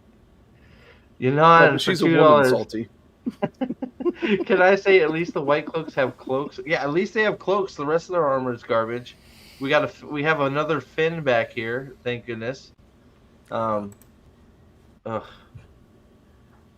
Jesus. All right, here we go. Let's finish it up. Here comes the okay. Are you ready? Are you ready for the move of all moves? Nope. The move of all moves. Okay, first we have a White Cloak running as fast as he can into her feet. Well done, sir. I've seen better wrestling at the county fair. Can I just say that? Like, can we all just acknowledge that she's done right here? Like, she's in a bear absolutely. hug. She weighs 100 some odd pounds. It's over. It's done. Body slimmer. But okay, but here we go. So he swipes at nothing. Like he swiped at nothing. It just bothers me so much that he just runs in to get in range and gets kicked. Kick, and here we go! Woo! Wow. Wow. What was that? Let's watch that again, people. Let's watch. She's no Iron Sheik. Somewhere Roddy Piper is weeping and turning in his grave. See if the slow-mo sound does it justice. We'll turn it on this time. Here we go. Didn't hear anything. Oh my goodness. There's a man in armor who outweighs her probably at least 2 times, whose weight is back so that it's harder to get someone to turn forward with a man because our weight's on our shoulders, back like that because you're not vulnerable. And then that little like panunkadunk butt not eel supposedly can flip him. Dude, the only way that flip happens and the reason why they went to the overhead was because that was the man that was doing the flip, not her. Yeah. Sure, exactly. Her feet never touched the ground. Yeah. No. Yeah. Jesus Christ. God, this show is so horrible. It's so bad. Like, look at this. Kick. I've swiped. Okay, so random guy comes up, swings at nothing so she can get leverage to kick. Woo! Cartwheel. Let's do a roll. Oh, flip. There's no transfer of weight. There's the man literally. You could see him hesitate, and then he's like, "Now I'm going to fall forward to not hurt the actress." This is not. It doesn't matter. It would have been safer to just not do something that looks stupid because he had to do a front flip and protect her as he flipped. Yes, win over exactly. Yeah. And that's why it looks weird. That's why it looks weird because he's keeping his center of gravity and he's making himself small and he's concentrating on where to land as opposed to being flipped by somebody. This is the whole scene. We're gonna play. There's the leg flip. There's the mad Perrin with his overswinging. Look at his the hammer is obviously too heavy for him because he's never blacksmithed a day in his life. Like, this is the scene, guys! Oh my God, he never even gets close enough for her to contact. There's no transfer of energy from her knees and her legs into his chest because he doesn't get close enough. The energy is already expended by how far her legs are extended. That's what I mean about the fight choreography for this. It is shit. It is absolute shit. Yes, and I'm going to say, I feel bad for this show in a way because there was no way you were going to not make the Maidens of the Spear look stupid. Like, even in the books, that was kind of stupid. You know, no matter how good of how well trained you are, if a woman is 120 pounds, she's going to be at a massive disadvantage against a male in a fight. Like, unless they have numbers. Yeah, so I mean, you basically were going to have to do a bunch of women ganging up on a guy in order to make it look even semi-passable. But this just ain't it. And it plays into this show's worst instincts and impulses. Here's the thing. Any opportunity this show has to put a girl boss on screen, it's going to. And no, please don't. There's no opportunity to nitpick this show. Like, we can't sit here and find tiny little faults because there's so many big faults with the show. And I think that's what hurt my brain in watching this is just so many things that are objectively, demonstratively wrong. It starts with the story and the dialogue. It starts with the interactions. It starts with people not being in the place. It's not even close to the books. Then you add in bad action scenes like this and then forced sex humor and a lot of gay sex inserts, which, you know, if this was another movie or another TV show, if this was Sex and the City or some other trash shit that I never watch, it doesn't matter. But the fact that it's in this show, it just, completely takes you out of the immersion of what it is to watch a fantasy show, especially one that claims it wanted to be Game of Thrones. Well, I think that I don't know. I think they could grapple, but they were just masters of weaponry, weren't they? I don't know. I don't.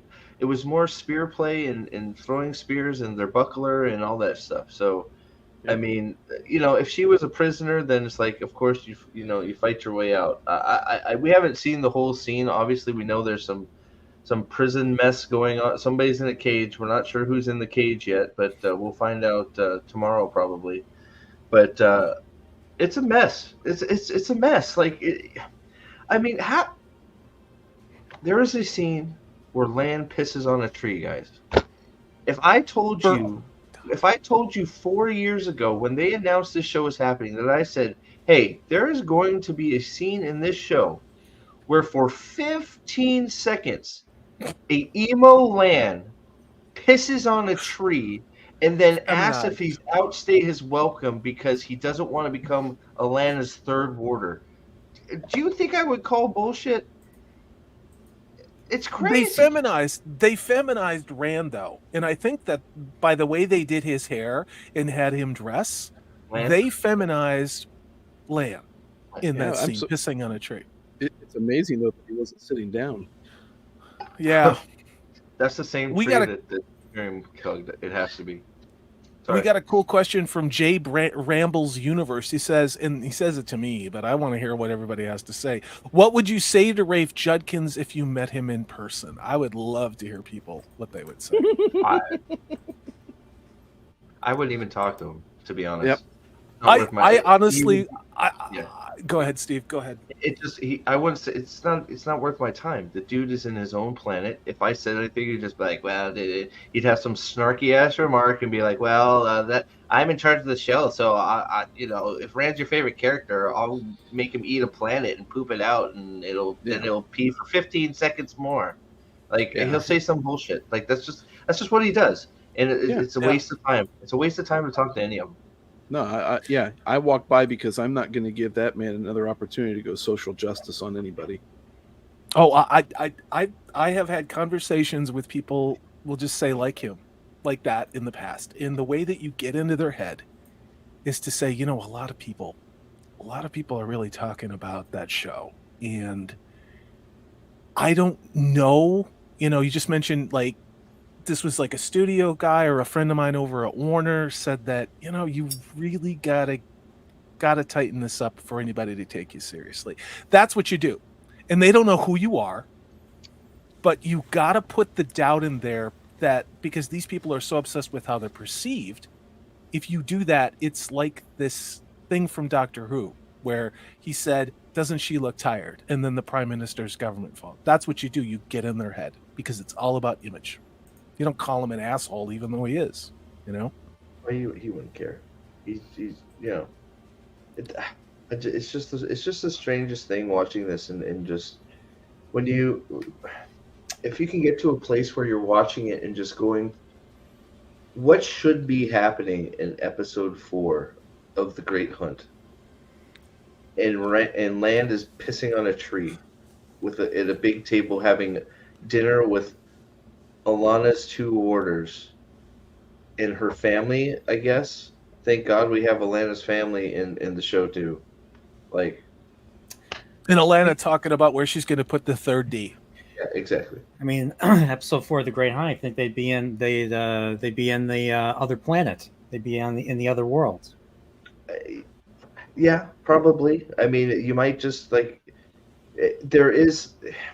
They'd either be in the Portal Stones part, or they might actually be going to fall, like starting Egwene's Fall May storyline. But yeah, and that is technically, I say technically, where they're at right now.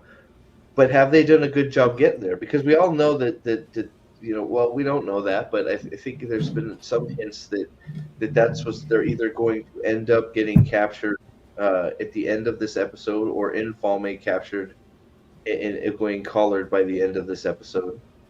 Even though it's called Daughter of the Night, who knows? But it's like, so technically we're sort of in agreement where they should be, But how good a job have they done getting there? And we all know terrible, but it's just like it's crazy.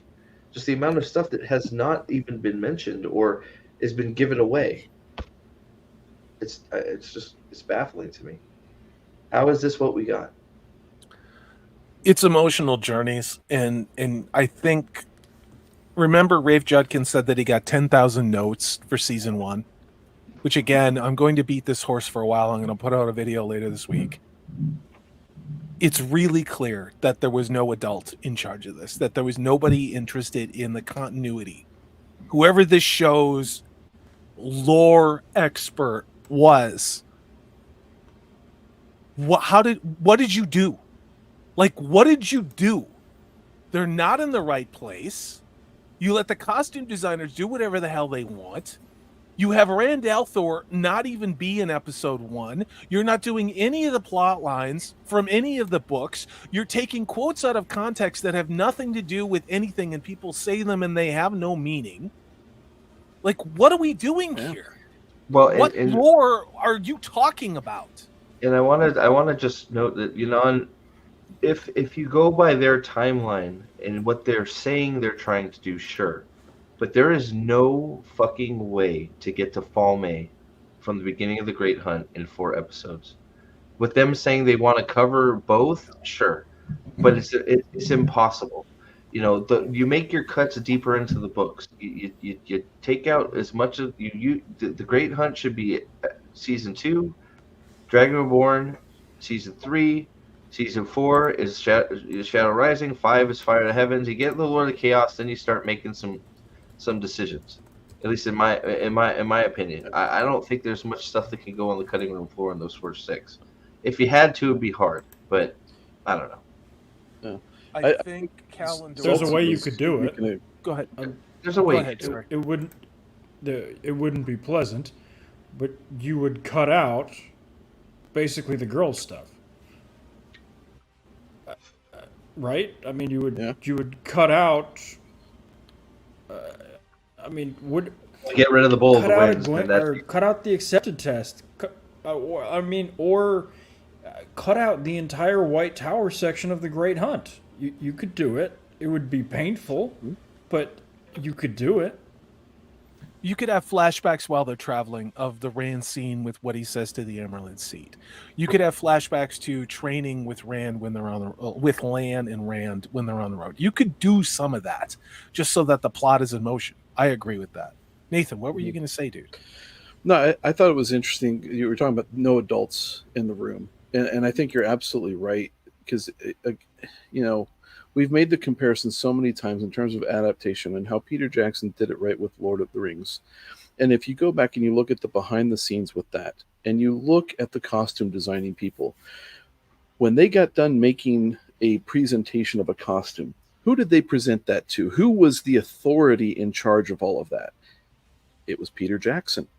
Peter Jackson was giving a shit about everything and had final say, final check off on every little thing. Weapons, armor, dress, everything. And so there was accountability there, and that led to people actually caring about the product that they were putting forth on the screen. Here, it's a fucking free-for-all. I just watched, I just got the Blu-ray 4K of the Lord of the Rings. I just watched the Fellowship. In seeing the detail, I mean, again, we've all talked about what Weta did, but when you watch it in 4K, like, yes. I'm like, you worry because you're like, I'm going to see things that are wrong because I had it on Blu-ray, right? But you're like, okay, I'm not seeing a 4K. You actually see how much better it is, which I totally wasn't on that train until I watched it in 4K. Somebody somewhere had to be the adult, but just as importantly, somebody out there had to love what they were making.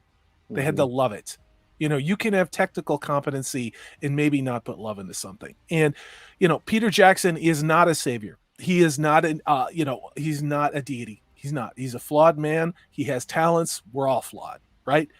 The thing about this is that Jennifer Sulky, and I saw a comment in chat, I think it was Forsaken. If Forsaken said that if it wasn't Rafe Judkins, somebody else would have did the same thing. I think there's a certain element of truth in that, because if Jennifer Sulky was behind this, it would have had the feminist agenda.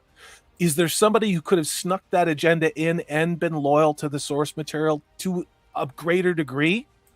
I'd say maybe. I'd say the odds are greater than 50%, but it would have to be somebody who loves the books. But again, what has Amazon been doing with all of these shows? Why are they making shit like The Peripheral? Why are they making stuff like The Pink Ladies, ad nauseum? Why is Fleabag, this big show that nobody watches, suddenly such a big deal? It's about the agenda. And I genuinely do not understand if you say you want your next Game of Thrones and then you do absolutely nothing to make sure that you're going to get Game of Thrones except gives it the same budget. How is that going to be successful? And even more money was given for season 2. Yeah. Well, it all comes down to caring. You can sit there and say, I want the next Game of Thrones, get Wheel of Time. You don't have to be graphic. You don't have to have all the nudity and all the language that Game of Thrones had to sit there and say that this production of Wheel of Time would be our Game of Thrones because of its epicness, its good story, all of that. So to sit there and say that it has to be a rated R type of thing, and that's what makes it the next Game of Thrones, is just retarded logic. The show has no through line. Daniel said that. And it doesn't. It doesn't have through lines within the episode. It is just little snack-size emotional journeys, a burst of sadness, a burst of humor, a burst of pride, a burst of it's just ping, ping, ping, ping, ping, ping, ping, ping. That's it. And then the episode still somehow just drags on. It drags on and nothing happens. So, for $5, thank you very much. The sets look spacious in Lord of the Rings. The sets in Wheel of Time look small. They use the same. They use the same. They use the same with a lot of the sets, and they just put grass down or something. Tidy like the war. Yeah, the War Death Pit. It's 10 feet diameter. Where the young lines. Where's Hammer? I'm not sure if I'm 10 feet in diameter where the young lines were. Where are the younglings? Where is Hamar? Yeah. They're not good. No younglings. I don't know. That's a very stupid group of men. The younglings. Yeah. Lady of the Balkans was what? Go ahead. Sorry, Steve. No. Go ahead. No. I didn't say. I was gonna say, Lady of the Balkans. When I was watching your show after you guys all watched this, when I had connectivity, Lady of the Balkans was in your chat talking about how much this hurt her. And I'm not saying that to shame or anything else. I'm doing it to acknowledge the fact that there are people who love Robert Jordan's books from all cultures out there, and this book matters to a lot of people. That's why all of us are on here talking about this show, right? But there are so many people in chat, and every one of you have a story. There's a reason why you're watching us knuckleheads talk about this show, because we're knuckleheads. We really are, right? But your opinions and your experience with Robert Jordan, we would all love to hear about, and that's why we love reading your comments in chat. Lady Balkan talking about this and how it helped her get through a hard time, and I believe it was something about your family in these books. Thursday is a long time ago for me. It's just all of us have an attachment to this and these characters. And Nathan has said it many, many times. We weren't expecting a 100% accurate adaptation, but we were expecting more than 2% in season 1. And in season 2, we get nothing. There is nothing recognizable about these characters, what they do, their motivations, their dialogue, the stakes, nothing. There is nothing comprehensible about season 2 so far. Trip, for the panel, could you accept some changes such as Rand going alone from Eye of the World to Carrion if they kept the characterization true? For me, no. Like that, Rand. At least that one's too big. That the whole of Eye of the whole of the Great Hunt is him learning how to lead people. Then in helping, he did all that to help his friend. I mean, he wasn't going to leave his friend when when his friend is being eaten alive by that dagger. So I mean, Yeah, it was his whole motivation was saving Matt and being, the horn was secondary, the dagger was number one. Yep. Sending him off by himself just weakens everything. It weakens the whole story, and it just, I think, I don't think it works. I think it's the wrong call, and I would still be upset with that particular change personally. Yeah, the Great Hunt is it's stylized under the scope of the Great Hunt for the Horn, but really it's Rand's Great Hunt for his friends. Yeah, I think you might disagree with me, but I think had Rand still decided to go off on his own, I think he would have tried to look for Matt first, and then make sure he's okay, and then maybe go to Kyrian or something. Well, I don't think assuming he got cured of the dagger because the show's stupid. So. I don't think Rand would have ever let his friends think he's dead. No, I don't think. No, but it's about betrayal. True. Every character in this show is betraying someone. Okay, Rand betrayed his friends. You've got Nynaeve and Egwene in this, like, everybody has to be catty bitches. Then you've got Matt, who betrayed everybody and only cares about himself because he's a coward. These people write what they know, and I, based upon what they're presenting here, they don't seem to really know what it means to be a good human being, or to understand what loyalty or sacrifice or friendship or actually being a strong person or the hero's journey is. Robert Bazella. Yeah. What do you say to this? This is it. Yeah, Wheel of Time is the most real fantasy world I've ever read.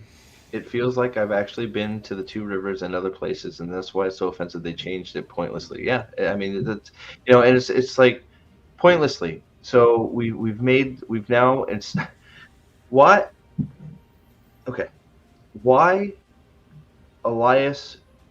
You forgot to put Elias in season 1, so now you've put him in season 2, and then you replace Hearn with Elias, and now freaking Elias has the personality of a freaking, I don't know, a mute idiot. Like, he has no character. He's just grumpy wolf guy. And it's like, so he's not Hearn, he's not Elias, he's just plot device to show Perrin how to be a wolf. I mean, yeah, he doesn't say much. I think the thing that I remember Elias, I think the most important line he says in Eye of the World is when he's talking to Perrin about the axe, and how, like, he should always be afraid to use the weapon, or he should never use it, or he should never have it. When he starts to enjoy using it, he knows that's when he has to get rid of it. Exactly. Yeah. So I found this real quick. I think I watched this yesterday, but I don't know I got the sound off. I don't understand what the fascination with them blowing people 18,000 feet in one direction into a wall and killing them is. Yeeting. Here, watch. Here. This is on the next episode. Here we go. Oh, it lagged like hell. Jesus. What the hell happened there? Here we go. Still lagging. Did you see that? Yeah. They are dead. Show me it happened too quickly. They are dead again. Like, I'm so tired of... Oh, shoot. Sorry. Hold on. Let me... It's all right. Yeah. Oh, God. Yeah. What are we doing? They're dead. Like, look how far they... Like, the force... Their vertebrae are shattered. Yeah, the force it would take them to go from there to boom, bam, dead. And then hitting that wall, the head crack against the back wall, yeah, you're crushed. The whiplash. Perrin is now back to Louisville Slugger. Yeah. Like, he lost the hammer apparently. Now he's back to Louisville Slugger. Definitely no axe. So people were saying that he might pick up Dane's axe after that. Nope. He's sticking with anything he can find on the floor is apparently Perrin's weapon. There's one more thing I want to look at here. Get your guys' opinion. There's more flippy kicks. This is like a fan-made trailer, but there's some other footage in there. So there you go. Clearly, God. What is that in Perrin's hand? It'd be a sword. Oh God, it was too quick. Hold on, I gotta slow this down. Hold on. Let's get this. Oh my God, what is with YouTube? Hold on, I'll get it fixed. Bear with me. Bear down. All right, why is it Frog so left. crappy? There you go. Okay. There you And are. I need to slow it down. Playback speed, we're going to go with, there we go. Okay. Oh, there's him finger banging the horn. Where are we getting this from, by the way? Is this in like the post-episode stuff? I don't know where they got it from. It's on a YouTube channel. They put together their own fan made trailer. I don't know where they got it from. This wasn't available. Yeah, dead. So more people flying around. There's the Louisville Slugger. There's the interpretive Sean Chan dance again with mortar shells. Where is it? Lands back with Moraine. Bitch is back. Time for flippy kicks. There we go. Oh, yeah. Flippy kick. That's an old scene right there, but here is it. It's coming up. Here it comes. I don't know where they got this at all. Oh my god! How long is that? Sang episode 3. Wait. There. Okay, so there's a sword. You saw him cut through armor and blood come out, right? You saw that? That's not how that works, but yeah. So he's using that sword more than Rand has the entire series. Exactly. So he's definitely got a sword. I love how Egwene blocked a fireball earlier, and she can't do a Brita filter spell in episode 1. That's true. I didn't even think about that. Yeah, well, so he's got a sword. On the flip side, she resurrected a bunch of people from the dead in episode 8 and can't do a Brita filter spell in episode 1. So. Okay, that's fair. Fair. Yeah. True enough. Touche, sir. Touche. So here's the question. I think Trip posed this to me. Whoa! Are you kidding? Is this? Oh no! Is this a transporter? Is this a travel device, or is this the stone door?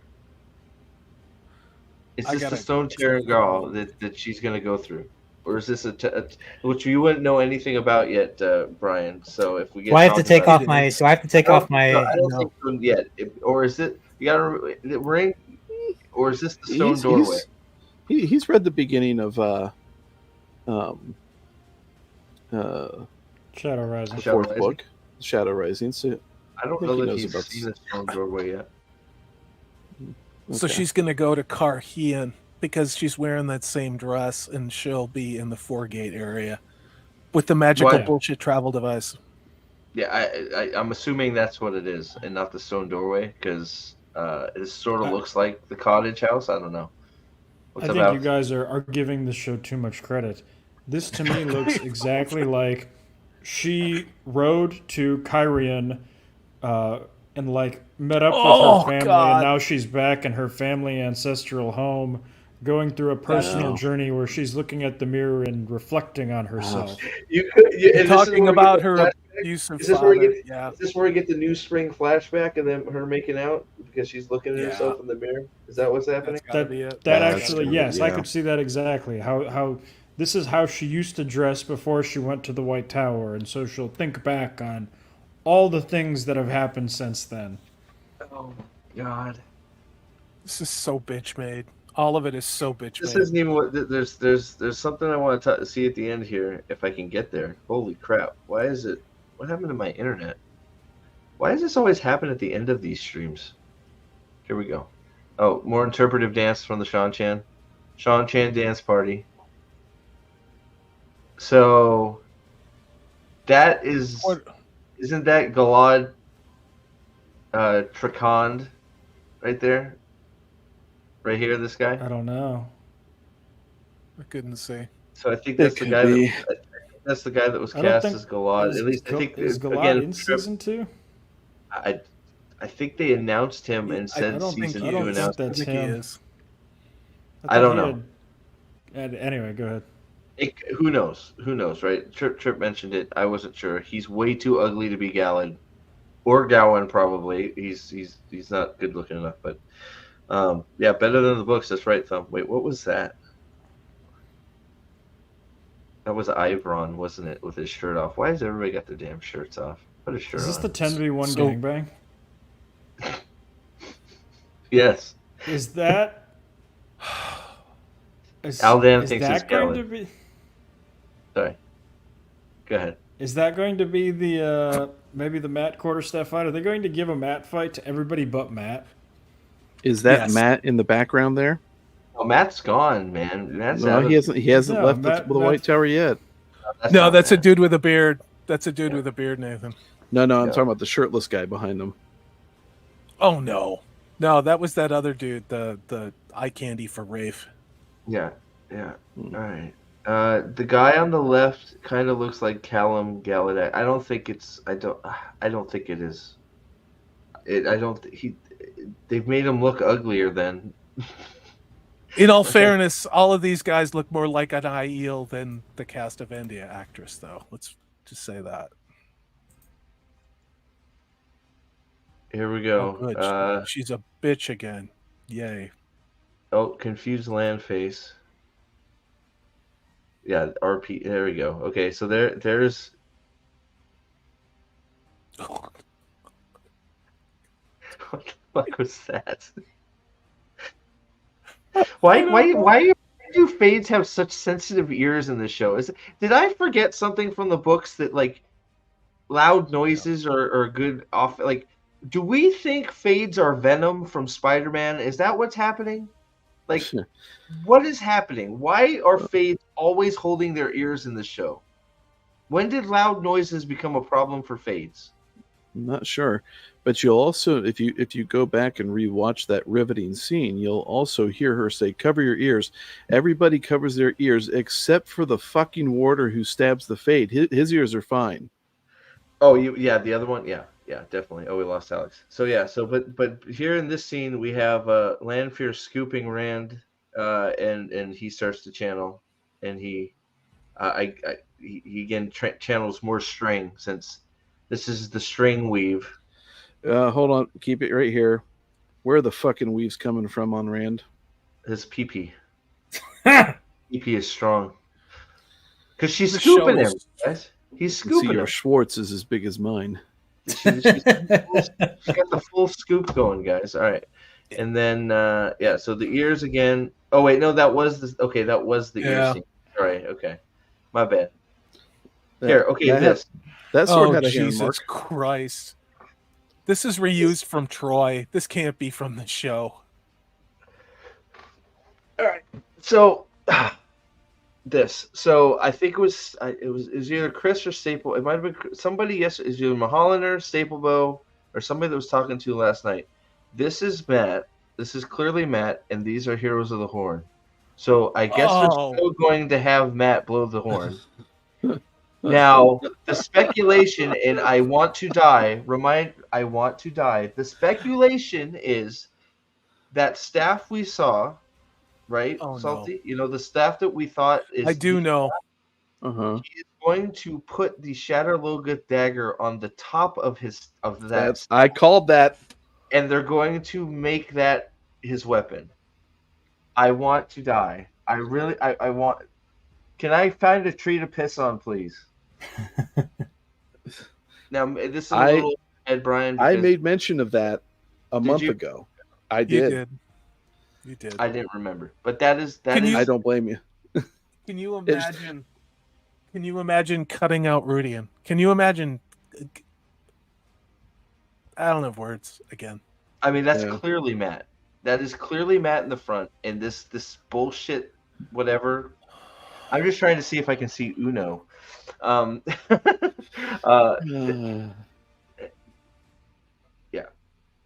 Clearly Matt, and he's got a staff, and we just don't know if it's tipped with something. I don't know why the hell he's here. Why? Guys, they do not have the budget for Snakes and Foxes. It's not going to happen. No way the Snakes and Foxes happen. Nope. But I don't even think that's like a terrible cut. You know, I mean, I don't seems kind of discordant with the rest of the series, but I'm really not interested, but interested to see how they rush everything to get to this point, considering they've done no movement in the show. So I always screw up the pronunciation. Ashendari, right? Ashendari, is that right? Ashendari. So the guess is right now is the evil Shadowloga dagger is indeed the blade for his Ashendari. He crafts it himself with the staff he finds in Falme, and he attaches the dagger to the top of it. Now, I have no idea if that's going to be true or not, but it sounds stupid enough for the show to do that. We already know that Matt gets a hold of the dagger again somehow because he's sitting at the table staring at it. I think that's a dream sequence, but well, we know he stabs Rand. Do we? Men's visions don't lie. Do you remember what show we're watching? But they even said it. Don't they said it that they said it does it in the show. So I guess I mean you're right, but I mean it doesn't matter. It is a fake out. It's either going to be that he's actually full on evil and it does happen, or what I think is more likely is that Matt's going to kill somebody who is a dark friend who is made to look like Rand. Yeah. Or it'll be Selene, who will be in her Lanfear form, or some bullshit thing like that. I'm not stupid enough to write a show like this. I don't know where the hell to go with that. Since I'm at, hey, don't believe your eyes. The showrunners already told us that was not the Shadowloga dagger that stabbed. We all made that up in our eyes, in our heads. Right. Even though we went back and watched it and saw it was clearly the Shadowloga dagger. But it didn't. Loial was never stabbed. Agomar was never stabbed. Uno and Ingtar, they were never stabbed either, because clearly, well, Uno's not, but clearly the rest of them are all alive. So we all made that up in our heads, ladies and gentlemen. Even though you can clearly go back to the previous season and see that it all clearly happened. But yeah. This is why I'm convinced. It's a retractable blade. That's why Loial didn't die. This is why I'm convinced that season 1 script we got is accurate. And whatever happened here, they're like, no more money. Maybe we'll give you some money for post. I really do believe that the things we're seeing in season 2 were all set up in the script that was shot for season 1. And they're just continuing it because nobody cares. No one cares. And I do want to do a live show where we go back over that script and pull out particular plot points because they map exactly for what Matt is. And I'm pretty sure they're going to map exactly for Perrin as well, which explains why nobody cares. Amazon doesn't give a shit about this show. They don't. So, yes, Elena, Ingtar says specifically, I think it was Ingtar, one of the Shi'ar says specifically that Agomar hired a sniffer. Yep. So he has to be alive to hire a sniffer. And, so yeah. And the same guy was cast for either this season or next season. Yeah. Forsaken's got it. Stabbing people with a dagger actually heals you. That tracks actually with this show. So yeah. So everybody that died last season is actually not dead. Talk about stakes, guys. I want Agomar's sister to be back and not even have one burn on her body. The way he is holding this, I swear to God, that's a spirit. There is one casualty of season 1, though. The Wine Spring Inn. The Wine Spring Inn. That's true. That's absolutely true. I got to clip myself saying, he destroyed the Wine Spring Inn. That's true. And the Queen's Blessing, and Barrelon, and Camelin. Let's add that to the list.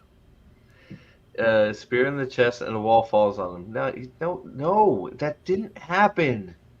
They didn't ride horses into they didn't do a war charge into the back of a building either. Like you're all imagining that. Okay, Fane did not stab people with the dagger. We're not even going to address the fact that Loial should be dead. Okay, yeah, that's true too. Tom and Gaul are both dead. You guys are right. But I don't know, the way he's running, it does look like it looks like he's got a spear in his hand. He does. And we've seen it with him poking what appears to be a spear down into something in other cuts. Lady of the Balkans asks, how can so many big YouTubers be defending the show? And again, we don't know what's in people's hearts. Access. Well, so wait! I got something. I've been waiting to share this. I'm going to share this, Stephen. Then we can talk about Tom. To be honest, I honestly think the biggest YouTubers are Disparu and Shad over at Night's Watch are bigger than any of these these Wheel of Time clown channels, and they're calling that the biggest channel I've seen. Now I don't look for it much because I can't stand it, but Daniel Green's the only one that's done any defending of the show, and he's bigger than both Disparu and Shad. Well, not really Shad. Shad is huge. Shad's bigger. Shad has like 2.1 million subs. He's bigger. He's bigger than Night's Watch. Okay, sorry, but Shad is Night's Watch, which makes Night's Watch bigger. Okay, I corrected myself. Sorry. So Shad has gone publicly freaking berserk. So, you know, so I'm not like, and I don't like Dusty WOT up, freaking Nameless. They can't get like. I'm sorry, I don't want to talk. Their crap. views are down. I'm not over 4K subs. Okay, they have but they've been doing this a long time. They are supposed to be the go-to channels for Wheel of Time content. They can't get over 50K subs. That says something. Okay, I want to leave it there. But yeah, so there could be other ones out there, but you are correct. The big Wheel of Time only channels are chilling hard for this. They're just not as large as they should be, in my opinion. Sorry. Yeah, and that whole bullshit of the way they say, "Oh, you can't treat this as an adaptation." I'm like, it is an adaptation. They've said so. The articles keep coming out every day, and they're getting more and more ridiculous. Like, there's absolutely nothing that can be adapted from a book to the screen. I literally read that on Screen Rant. I know it'll blow your mind, that Screen Rant, but the articles are just so insistent that you can wish for so much, but you just can't adapt any books at all accurately for the screen. And it's like, how many adaptations of crime novels, not to mention Tolkien, have we gotten? The cope is through the roof, and guess what? This show will be forgotten as soon as the next thing comes out. Hey, it's not Tom. Look at what is he wearing? I don't know, but he's got a Brazilian flag there. Yeah, there's so many different faded colors, like duck. It's been run through a washer and dryer way too many times. But yet Tom the Gleeman got to wear Western wear and have a Western Clint Eastwood stinger for music when he walked. But and all then you got this guy. But his colored patchwork stuff was on the inside of his coat, which made it such a great little nod, tip of the hat in the first season. Yeah, that was great. Yeah, you lost a pretty good one. No, Tom is this. Okay, Elena, I know you just found us after a little bit here ago. We are of the mind, at least, I think I speak for the panel, that not only because they put Tom in an unwinnable, unescapable situation in a barn up against a fade, but the fact that he was not only not cast and all his stuff was given away to Moraine, it seems like, in season 2. Yeah. And he has given interviews where he says, it would be nice to come back for season 3, but I have been yet to be called or asked. Yeah. That is a big telltale sign that Tom is dead. And in addition, when you think about what they do as far as Brian, cover your ears. Oh, man carrying things too. You're right, Gillen. Yeah, thank you. That's another one. He's good too. You're right. Thank you. When you think about the relationship and how that ends up at the end of the book, that was the first thing they cut. Yeah. Like that, Tom never stood a chance. No. And you can come back. Rory Mitchell, talking about adaptations. Yeah, that Harry Potter movie years ago didn't succeed at all. Well, 8 of them. I think there were 8 movies. Now, they weren't perfect. They were not perfect one-to-one adaptations, but in a lot of ways, they captured the spirit of the books.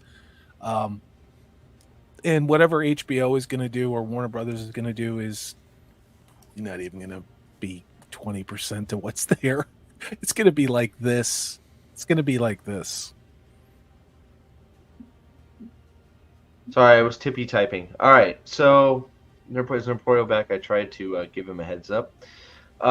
Yeah. So I don't know. You got it's man, like the time flew. There's so much to unpack with this show. I have no idea. Um, I don't even know what the hell like between the pissing scene and the flippy kick fight. I don't even know what the hell we're gonna do with episode 4 here, which is out tomorrow at 8 o'clock. I think I will double check that, but I'm pretty sure it's out. And that's going to be on my channel, as everybody reminded me, because I'm getting back into the swing of things after being out in the woods for a while. I just watched this today. I don't know how. I don't want to watch any more of the show. I don't want to watch any more of this show, and this is what I do. And I don't want to watch it because it is a terrible, boring, plotting, pointless garbage fire of nothing. It's nothing. I'm gonna watch it, but I did not anticipate just how bad it was gonna be. It's not even that it's not faithful. It's not that it's not a non-adaptation. It's not that it's not that any of the things in season 1. It literally said all of the things that you hated about season 1. We're gonna do 10 times as worse a job with all of this and make this a story like The Blacklist. We're going to make this like episodic police procedural drama with lots of gay jokes and procedural drama stuff and family nonsense. And we're not going to do anything. We're not going to do anything at all. And that's what this show is it's literally wasting an hour of your life watching something on screen that forget Wheel of Time, forget Robert Jordan. Just watching this show is impossible to do and not lose your marbles. Is that what you guys felt when you watched it? Because we have not talked about this on a live stream. Pulling my hair out, obviously. You know, this is. It's. I try to sit there and compare this to what we watched last season, and I can't. I mean, part of me is sitting there thinking, well, it's only as bad as it is in my head because it's fresh. And then there's the other side of my head that is looking at this and thinking they've upped the nonsense and the horribleness of season 1 and just turned it up to 11 and run with it. And I mean, if we do the same thing and escalate it all the way to what season 1 did with episode 8, episode 8 season 2 is going to be an incredible clusterfuck of who knows what. Because so far, this is miles away worse than season 1. I did not anticipate just how terrible the show was going to be. Yeah, well, that's why I sort of brought up the ratings here, because it's you got 64 up. It's either 5-star or 1-star. I don't think that's a good thing. Like, you have a very few, like, in the middle. But 21% 1-star, 64%. We know what that is. Yeah. I'm not going to read the reviews because I don't want to. But no, and that's positive review bombing going on there too. You know, both sides of it. You know that there's, you know, you can't take those to mean anything because we know the shows come out, review like crazy early, and then they stop caring about the show and stop watching. And then that's when all the real reviews that anybody gives a shit about is going to come in. So really the barometer of how many people are really engaged in this show or how many people care about the show to one degree or another really comes in the aftermath of all this when they're actually still watching this stuff. The real Ozzy, and it just jumped on me, has a great comment in chat. The real Ozzymoto says for some people, it is like a big car crash pile up on the interstate. You can't look away. I just, this should be a textbook lesson in how not to make a television show. Mm-hmm. Really? What the fuck? How is this? Oh my God. Can we please get away from films to being in total blackness? 4-star review. Sounds legit. I appreciate the postal system they must have for the main characters keep in touch. 4-star review. How? What? That's going to be your review, and you're going to give it 4 stars? What the fuck? I started reading the book series after season 1 in 2021. I quickly realized how much the showrunners diverged from the story. However, most of these mistakes are being corrected in season 2. 5 stars. Righted wrongs for the most part is the title of the review. They haven't referenced episode 8 hardly at all. They referenced it by saying 5 months later. I'm on mute. Okay, so what you have to understand about these is all of these comments are there to sell a narrative. So when you see these that are saying, oh my god, it's so much better than season 1, they fixed everything, that is the Amazon message here. They know that this show has gotten quite a bit of bad word of mouth, so they're now trying to convince people that, oh no, the show isn't bad, it's much better this season. The other thing they're doing is if you look at the 1-star reviews, a lot of them say something along the lines of, like, this isn't the book at all. Because the message they're trying to sell is that really only people who really like the books don't like it, and that if you haven't read the books, you'll like the show. So if you see either of those two messages, you know this is somebody who is either taking their notes from Amazon or who has taken their notes from somebody who has taken their notes from Amazon. That's exactly it, because it fits into the marketing plan for this show. I am a huge fan. I'm a huge fan of the books. I've read it 4 times in the last 15 years. Please don't listen to the naysayers who love whining and ruining things for others. How am I ruining things for you if you enjoy it? Is that you? Is that Rafe Judkins' review? It's called Absolute Masterpiece is the title. It's like, how is me saying that I hate this crap because it represents nothing Wheel of Time ruin your viewing experience if you enjoy it? What does that have to do with anything? You're not a hive mind. You're threatening somebody else's fragile reality built on lies, Steve. This is why I don't freaking. This is why I don't read these. I can't do it. I can't do it. Close it before I blow my top. All right, well, guys, any parting words? Nate, let's go to you first. We had 73 people here at one point. Thank you guys so much. I ruined it. I know, Forsaken. I know. What can I say? I'm horrible. What can? Yeah, I mean, he ruined my Picard season 3 thing. Now he's true. Ruining Wheel of. People Whatever. are weak. People are weak here. I just don't understand how us venting about how shitty this is ruins anybody's enjoyment of it. We're not going. Yeah, you're complaining about us complaining. Are you? Grow the fuck up. It's like I haven't gone into anybody's little freaking We Love Wheel of Time stuff and said you guys are dumb fucks. I haven't done any of that. I have never done that. I have never gone to Dusty Wheel or any of the show-friendly sites ever. I have never done that, and I don't understand that kind of mentality where you would do shit like that.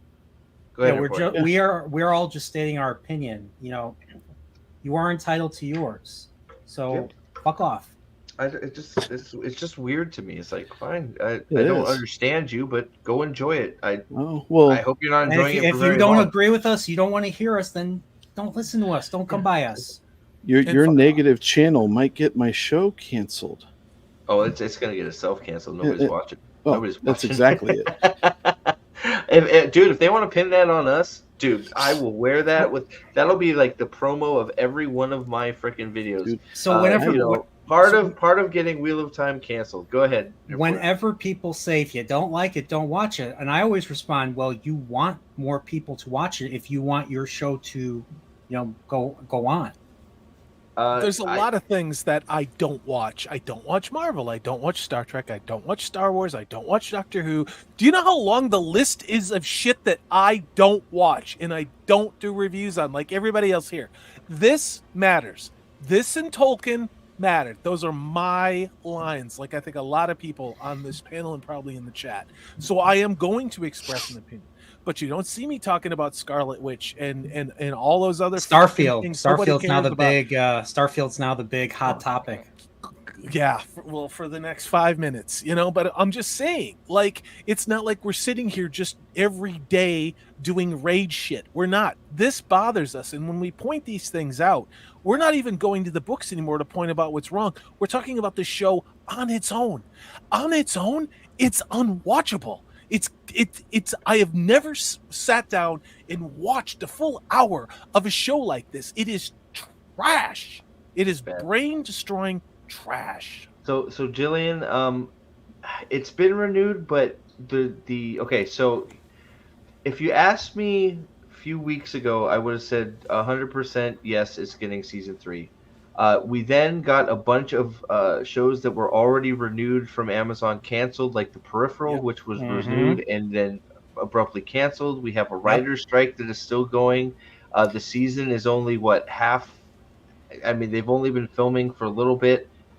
There is a potential that it gets canceled at this point. I don't think it will, unfortunately. But I support the writer's strike. Let them get their fair share, no matter how long it takes. It's interesting because it's not just the underperforming shows that got canceled. Fleabag also ended. There's a lot of shows out there that people love that are getting gone because they cost too much money. The question is what is the sunk cost on season 3 and how far have they gone? Would it surprise me if we got an abbreviated season 3 and they just pulled the plug? I'd say you might get something like that where it just kind of ends on a nothing cliffhanger because nobody's going to watch this thing anyway. Since I met, is that real? Like, is this a real, or are you just making up? Please tell me you're making it up and that's not real. 5 stars. I find watching scenes shot in complete darkness help me know and empathize with the blind. I really hope that's a real review. I have to say, I really hope it's a real review. Real quick, so I just want to thank everybody again. Yesterday, we've been doing some of the just sort of impromptu streams with the members. So it seems everybody seems to like those. We'll keep doing them. So if you want to be a member and you want to talk about this with me and maybe some other people on a random day of the week whenever I have time, don't forget to become a member. And we'll talk about it probably soon right after, because holy crap, episode 4, my Steve, God, yo, thank you for being a friend. Okay, go watch the. You want? Okay, you know what? All right, cue it up. This guy, you can do it. Cue it up. I want to talk about a used car salesman. It's this guy. This guy's a used car salesman. You don't get to say goodbye though. We'll play that for you. That's your goodbye. Go ahead. Yes. Cue it up. Yes. Oh my God. Just that. You can share. You can share it. You know how it works. Go ahead and share it. We can be friends. Don't you worry. So, parting words before we do Golden Girls here, Nate. What do you got, man? What do you got? Like my tagline under my name says, this show is making me actually do videos, and I've dropped 3 straight days of videos. Actually tomorrow will be another one covering episode 2. I hate watching this shit, but I do love getting together with you guys and making fun of it, because holy crap, this is the reprieve from the Soul Crush. But yeah, go check those out, and then we'll be on Salty's channel tomorrow night for the post-mortem. Put it down. Hold on, I'm removing it. You're getting a little over eager, Tonto. Okay. Jeez. What? You told me to do it. You need a vamp. I said you were going at Jesus, man. Buy Nerdporial hats too. What is this? Buy Nerdporial merch. Buy Nerdporial. The stock is rising. Go. Salty, what you got going on, man? Become a member. Sorry. Go ahead. I'll be dropping a new video tomorrow, and then tomorrow night I'll get the stream up. We're going to be doing the post-mortem of episode 4 of season 2. Yeah. Thanks for having me on. Do you want to? I just want to ask you, or maybe we can ask after. I wasn't sure if you want to do a pre-thing too, or you just want to do a post-op. Yeah, whatever you guys want to do, just let me know. We'll talk after. Okay, so just take a look before episode launches and after. We will be on Salty's channel if we're doing anything before and after. We're definitely doing after, but yeah. Alex, what you got? Season 2, episode 3 review. Hoping to get it up tomorrow, but work's been kicking my ass recently. Sorry, man. That's about it. You know, so I want to say thank you to Pips and Dane and Lady B for you know, Yeah, man. holding it down while I've been doing other things. They've all got some great content out. Other than that, fuck Amazon. They've copyright claimed 3 of my videos now. So 3? Welcome to the party. Jesus Christ! It What sucks, the fuck? dude. Why, hey, dude, you're under attack. You've Yes, made it. My channel is under attack. You got strikes though, dude. Would you know shit's getting real when you got strikes. We'll see if you can get that's 2 in crazy. a row. That's my record. We get 2 on the same video. See if you can do that. Yeah, go support the White Cloaks if you're not subbed to them. Please go. They're yeah. That if you don't think they're the algorithm is after the people trying to speak truth about this shit, well, you don't know YouTube. Especially they're outright striking Alex for nothing. So, yeah. What do I have to say? Well, Nerporio, we're gonna get to the Golden Girls here in a minute, but thank you. It is humbling every time we do this and the numbers go up. And you guys are coming, and the chat is awesome. Seeing your guys' responses in chat and in the comments of my videos.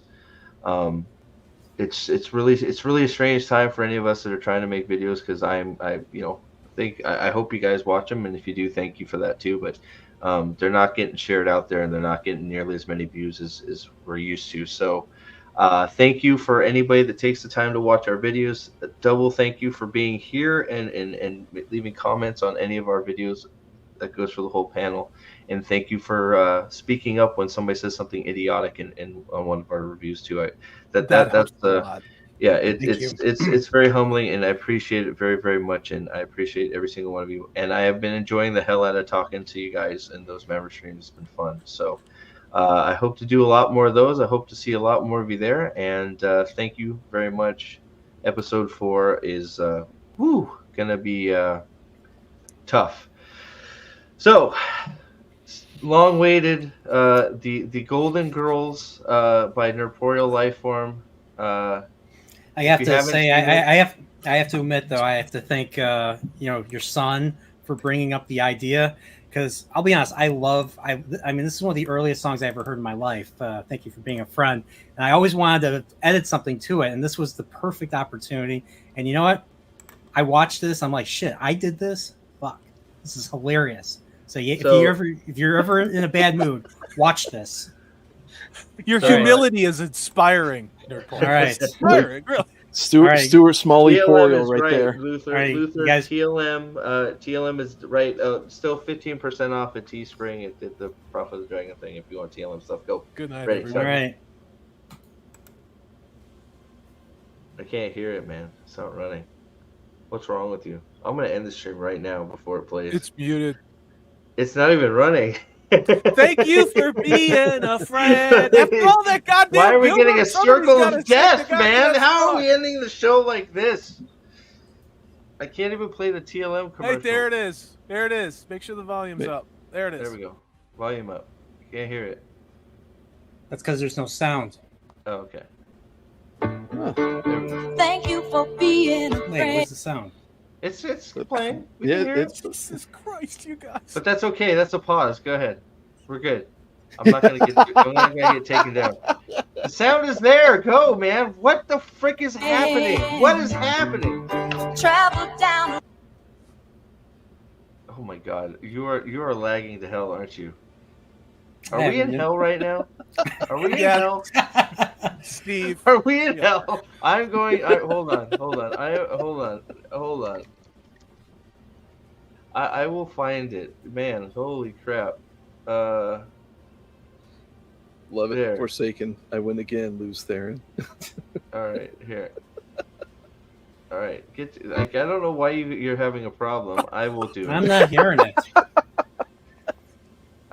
Remove Good night, it. everybody. We tried. Jeez. Bye. I got it. Here it comes. All right, here we go.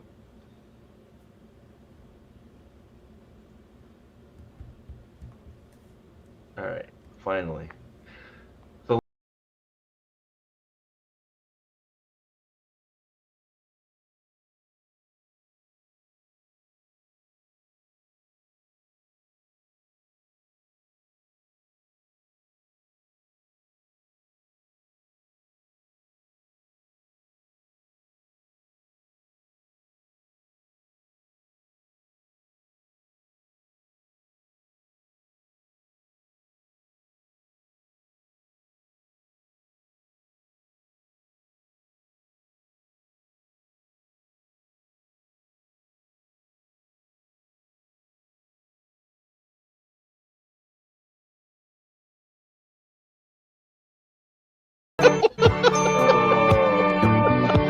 Well done. Well done.